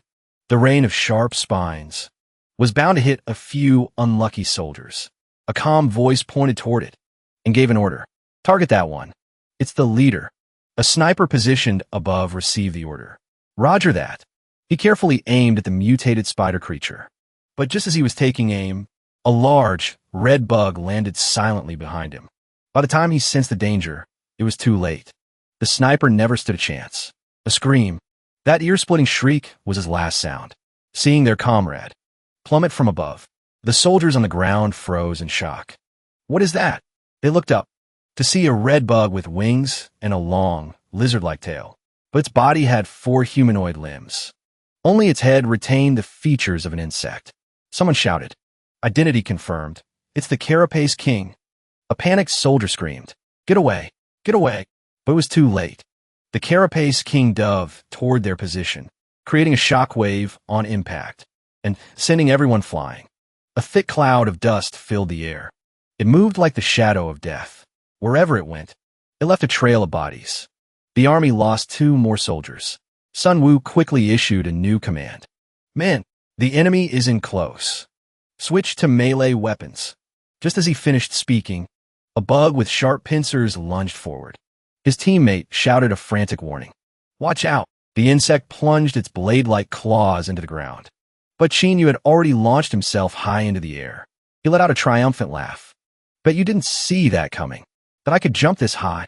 In midair, he flipped like a professional acrobat and landed with a strike straight through the insect's head. Elsewhere on the battlefield, an insect that had just charged forward was frozen solid. It couldn't move an inch. Ah, I see now. This team, they're the evolved soldier unit. Every single one of them is an awakened. The man who had just frozen the insect grinned victoriously. Hell yeah, these bastards never expected that we had a trick like this up our sleeves. But the armored one still remained. One of the soldiers locked eyes on it. Realizing he couldn't handle it alone, he called out to his comrades for backup. Let's take down the big one together. And so, a man with a mutated hand and a bald man wielding a saber charged forward. From the rear, others unleashed their abilities at it. Flames erupted, lightning crashed down, and a dazzling array of ice attacks filled the air. A storm of varied attacks rained down upon it, all aimed at destroying it in one fell swoop. But even after taking so many hits, the armored insect was completely unscathed. A dangerous glint flashed in its eyes. With incredible speed and agility, it lunged. Asterisk Xing. Xing, asterisk. The 2 men who had just charged in were instantly cut down. A young man, not in uniform, collapsed to the ground. He uttered his last words in terror. Even with all that, we couldn't kill it. Looks like this is the end for me. Just as the armored insect's claw was about to come down on his head, it suddenly froze. It was busy blocking an attack from Chinyu. His spear had slammed right through one of its arms. The young man was saved. Stunned, dazed, he staggered backward, falling to the ground. He gasped. That's... Chinyu's entire body was enveloped in a faint red glow. He stood majestically, spear in hand. The young man stared, bewildered for a long moment. Then he stammered, a god of war. From high above, Chinyu gathered his strength and plunged his spear into the ground. Boom! A deafening crash shook the earth. A thick cloud of dust and debris exploded outward. Even the other soldiers had to fall back. After striking the armored insect, Chinyu felt no joy. He looked down at the spear in his hand. TCH. Pinned beneath his spear tip was one of the insect's arms. But that was all. Not its corpse. Sacrificing a limb to block a fatal blow, huh? Whoosh. The armored king's side-like limb whipped past Chinyu's face. He leaned back, narrowly dodging it. Shink. It struck at his lower body. He successfully evaded that, too. Had he been a fraction of a second slower, he surely would have become a eunuch. The man and the monster both retreated. They eyed each other warily, ready for the next clash. One of the soldiers finally snapped out of his daze. He looked at Chinyu, a worried expression on his face. That's not the god of war. I don't recognize him at all. So, then, who the hell is this guy? Across the battlefield, Chinyu was thoroughly pleased with his new weapon. Asterisk, so this is the Blood Flame Spear. Even a normal strike has this much power. Asterisk. It truly is a divine weapon. The armored king had already leaped back into the air. Its severed arm was rapidly regenerating, as if it had never been injured. Chinyu lightly tapped his spear on the ground. If a normal strike was enough to leave you in that state, then you don't stand chance. I guess. It's about time. I used my ultimate skill. A crimson aura erupted from his body. The aura was faint, but its power was undeniable. And so what followed? Yu gritted his teeth. A ground-shaking roar of agony tore from his throat. His eyes turned bloodshot. The spear in his hand was drenched in blood. The aura emanating from his body glowed an even deeper crimson than before. Feeling the power surging through him, he unleashed a fatal spear strike at the armored insect's head. The impact resounded with a deafening crack. The shockwave was earth-shattering. It was powerful enough to completely shatter its skull. He spun the spear in his hand and snarled, "Die." Just then, Yu suddenly appeared behind him. He stared at his younger sister, dumbfounded. He had no idea what she was about to do. Yu drew a single drop of blood from her own body. Then she explained, "Leave it to me."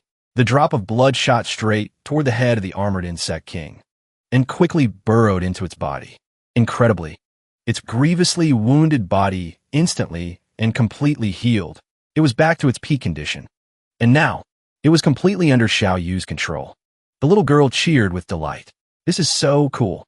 She climbed onto its back, grabbing the two antennae on its head and holding them like the reins of a horse. With just a simple command, the armored insect shot high into the air. Yu boasted loudly and happily. "I have my own private helicopter now. Look at this, big brother." Yu was speechless. He had no choice but to retract his power. The two soldiers below watched, their jaws hanging open in sheer disbelief. It was as if they had stumbled into a fantasy world. In the blink of an eye, the stubborn armored insect had been tamed by the Qin's siblings. They stammered, looking at the two of them. Just what kind of monsters are they? The situation outside was, for the time being, considered under control. Back in Li Wei's room, the officer who had just entered to make his report began to undergo a grotesque transformation. A savage laugh echoed through the room. "Li Wei, today is the day you die."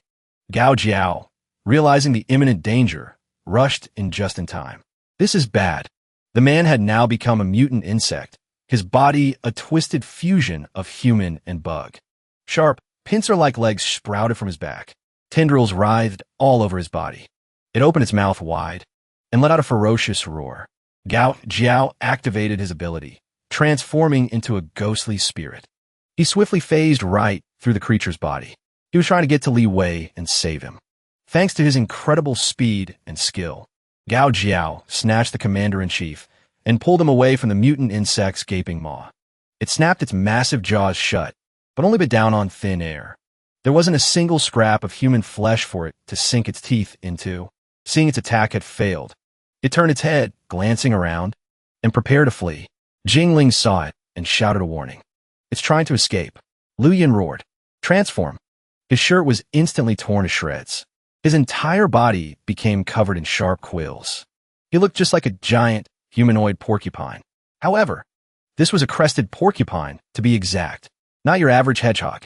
Once Lu Yun's transformation was complete, his handsome hair had been replaced by stiff black quills. Two fangs also sprouted from his mouth, looking both ferocious and incredibly uncool. Jingling crouched slightly and tossed out a vibrant green seedling. The seedling shot forward, striking the humanoid mutant insect. Instantly, a cluster of vines erupted from it, expanding violently like dried seaweed hitting water. They unfurled and swiftly enveloped the insectoid creature. In just a moment, the green vines had bound the creature tight, turning it into a solid green mass. Lu Yin stepped forward and effortlessly snapped off the 6 scythe-like appendages on its back. He had disarmed it of its most dangerous weapons. Only then did Commander-in-Chief Li Wei finally snap out of his shock. He was still trembling. He muttered, How did he suddenly turn into that disgusting monster? Outside the base, a command rang out. "Attack! Attack them! Left flank, hold the line." Li Wei was startled. He asked anxiously, "What's the situation outside?" 2 guards at the door rushed in to report, their faces pale. "Commander Li, the bugs are attacking. The situation on the battlefield is critical." The news filled him with dread. He thought to himself, "The bugs are attacking? How is this possible?" But he was a commander for a reason. He only hesitated for a moment before issuing an urgent command. "Get out there and provide support. You must drive them back." Gao Jiao's group heard the order. They prepared to head out as reinforcements. Before leaving, They made sure to instruct the soldiers who were staying behind. "Everyone, protect Commander Li." They replied in unison. "Yes, sir." A moment later, as they stepped outside, Gao Jiao, Jingling, and Lu Yin stared up at the sky in disbelief. In the sky, Xiaoyu was piloting the armored insect king, wiping out the other flying bugs. The three of them looked as if they had seen a ghost. What in the world is going on?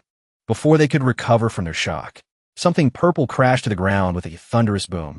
The impact kicked up a thick cloud of dust. From within the dust cloud, Qinyu shot out, like a true Superman. He landed right in the middle of a swarm of giant, ant-like bugs. He slammed his spear into the ground. The earth cracked beneath the force. Purple energy surged through the fissures, spreading out at incredible speed. Another series of deafening explosions erupted. It was Qinyu creating a terrifying shockwave. The source of it all was the immense power radiating from him alone. Gao Jiao's face went pale as he commented, though his complexion was never very rosy to begin with. "That's Qinyu. He's unbelievably strong." Lu Yun, always the man of action, said nothing more. He immediately charged forward. "Just watching is making my hands itch. Let's go." Jingling gave a slight wave of her hand.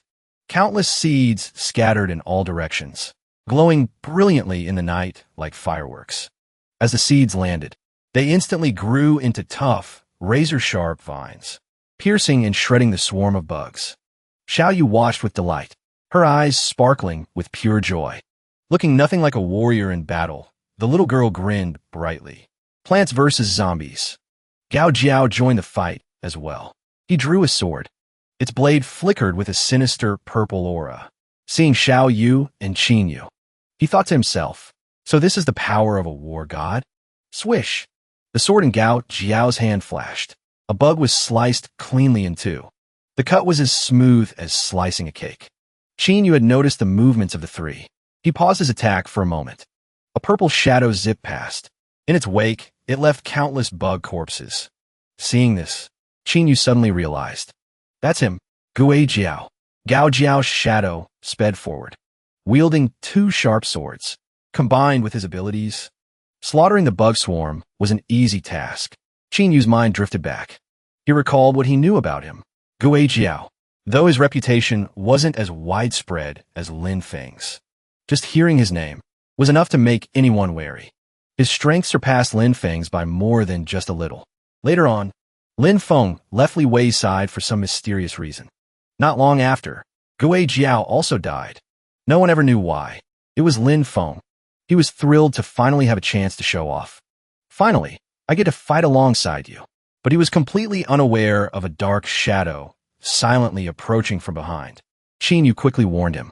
Behind you. Lin Feng frowned. He glared at the insect that had just appeared behind him. With a single turn, he used his power to fling the weak creature far away. Qinyu smiled. So the great Lin Feng has finally awakened a power worthy of a hero of this new era. Curious to see what his ability was, Qinyu lingered to watch. Just then, Lin Feng extended a hand. A small vortex of air formed at his palm. The vortex was surprisingly strong. It pulled in several more creatures crawling nearby. But they had no idea they were crawling to their doom. As the vortex grew larger and more powerful, Lin Feng roared, "Vacuum!" His vacuum vortex began to expand, sucking the creatures into its dark abyss. Once the black hole had formed and drawn in a large number of the creatures, Lin Feng gave the command to detonate. A pitch-black sphere of vacuum, like a cosmic black hole, spun violently, and then, boom! The resounding explosion shook the ground violently.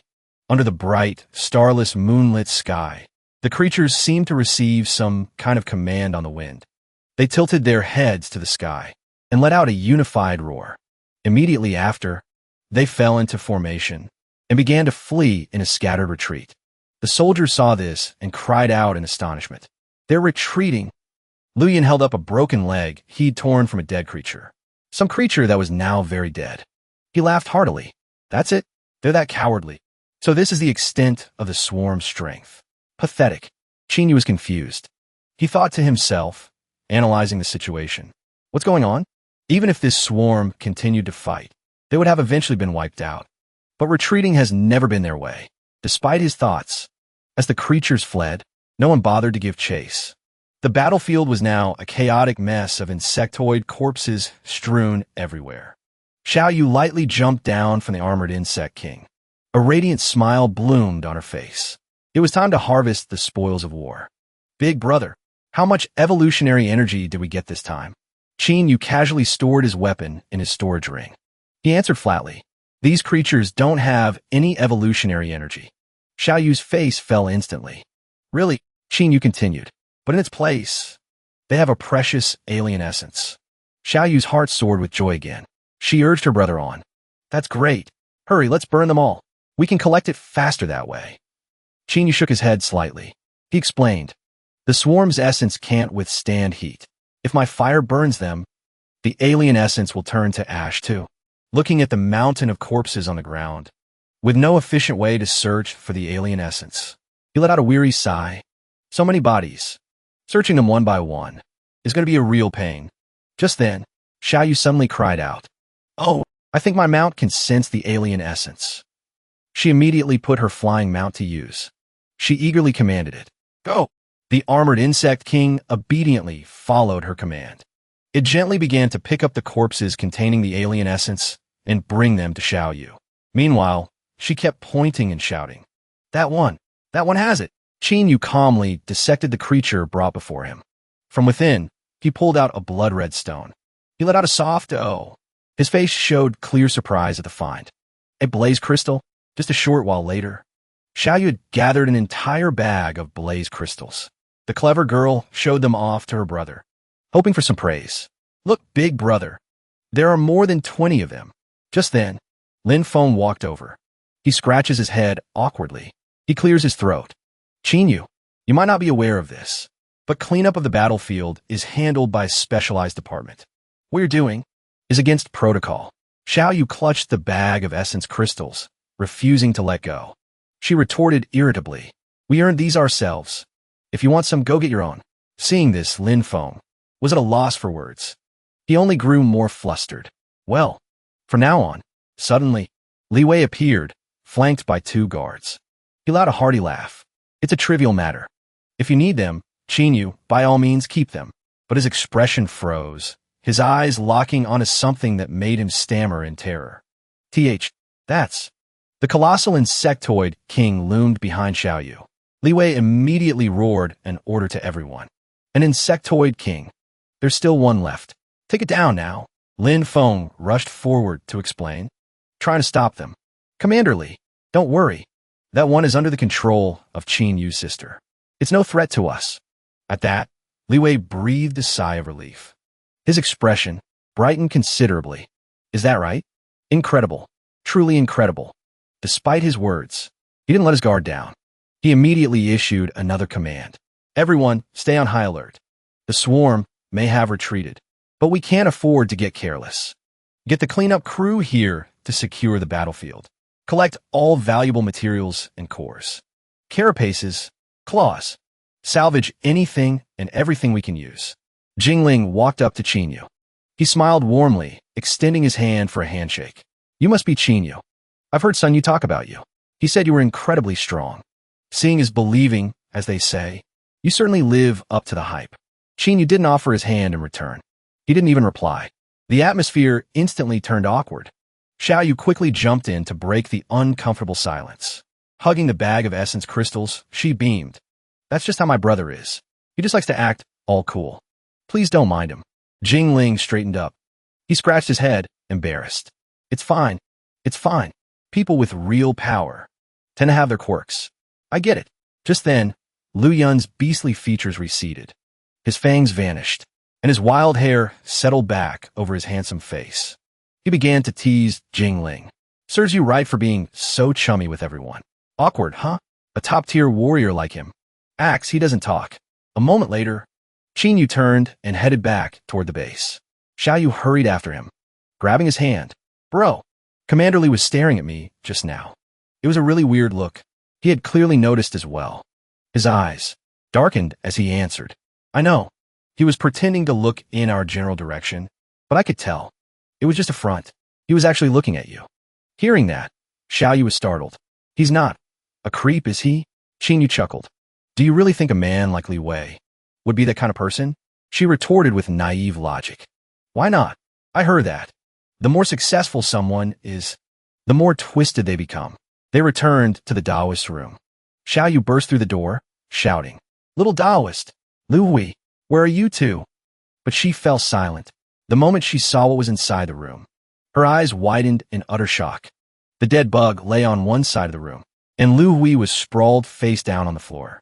Motionless, the Taoist clutched his head, sobbing uncontrollably. I'm sorry. I'm so sorry. Tenyu walked in. He was just as shocked and stunned as his sister. What? What happened here? The Taoist was consumed by self-blame. He took all the fault upon himself. It's all my fault. I should have held on to him. He recounted what had happened in the room to Tanyu and Xiaoyu.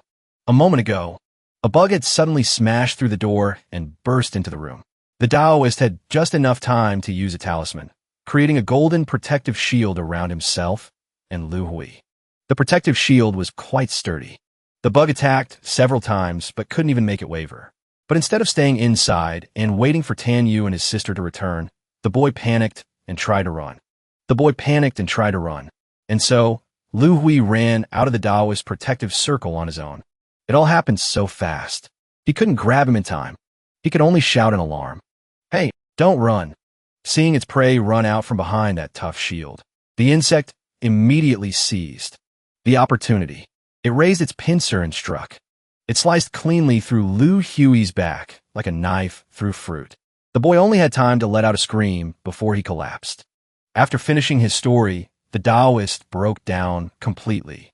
He buried his face in his hands, sobbing. I should have held him tight. It's all my fault. Xiaoyu patted his back comfortingly. You can't blame yourself for this. Little Taoist. Who would have thought he'd get so scared he'd lose his mind? Tanyu rubbed his forehead. He let out a weary sigh. I promised Lu Shuo I'd protect his grandson all the way to Tianming. I can't believe this happened before we even left Shengjing City. And so, the turbulent night passed. Early the next morning, the army bustled as they assembled, preparing to set out. After a head count, the soldiers boarded their vehicles and departed under a bright, hopeful sun. The journey went smoothly. They hadn't encountered an obstacles. The convoy pressed on. Jingling remarked, We haven't even seen a single bug. Lu Yun, at the wheel, laughed loudly and asked his comrade, Were you hoping we would? The atmosphere was much more relaxed than the tense night before. In the sky above, Xiaoyu's armored bug king flew, scouting the surroundings. It would report any unusual findings back to Xiaoyu, who was riding in one of the vehicles. Inside his vehicle, Tanyu, with his keen sense for danger, did not let his guard down for a second. He said quietly, Be careful. Something feels wrong. In Li Wei's vehicle, Lu Yun suddenly asked, Long Ko, Chower, do you guys hear that? Jingling heard it too. He squeezed his eyes shut anxiously, as if trying to block out the unsettling sound. Yeah, I hear it. A mournful cry. As they drove on, the sound of weeping began to echo around them. The convoy of vehicles started to enter a hazy fog. A few soldiers on the truck huddled together fearfully, whispering among themselves. What's that sound? Crying? This is so creepy. Gao Jiao transformed into his spirit form and flew out to investigate. The vehicles came to a stop, but the weeping, that sorrowful weeping, did not. Someone immediately gave an order.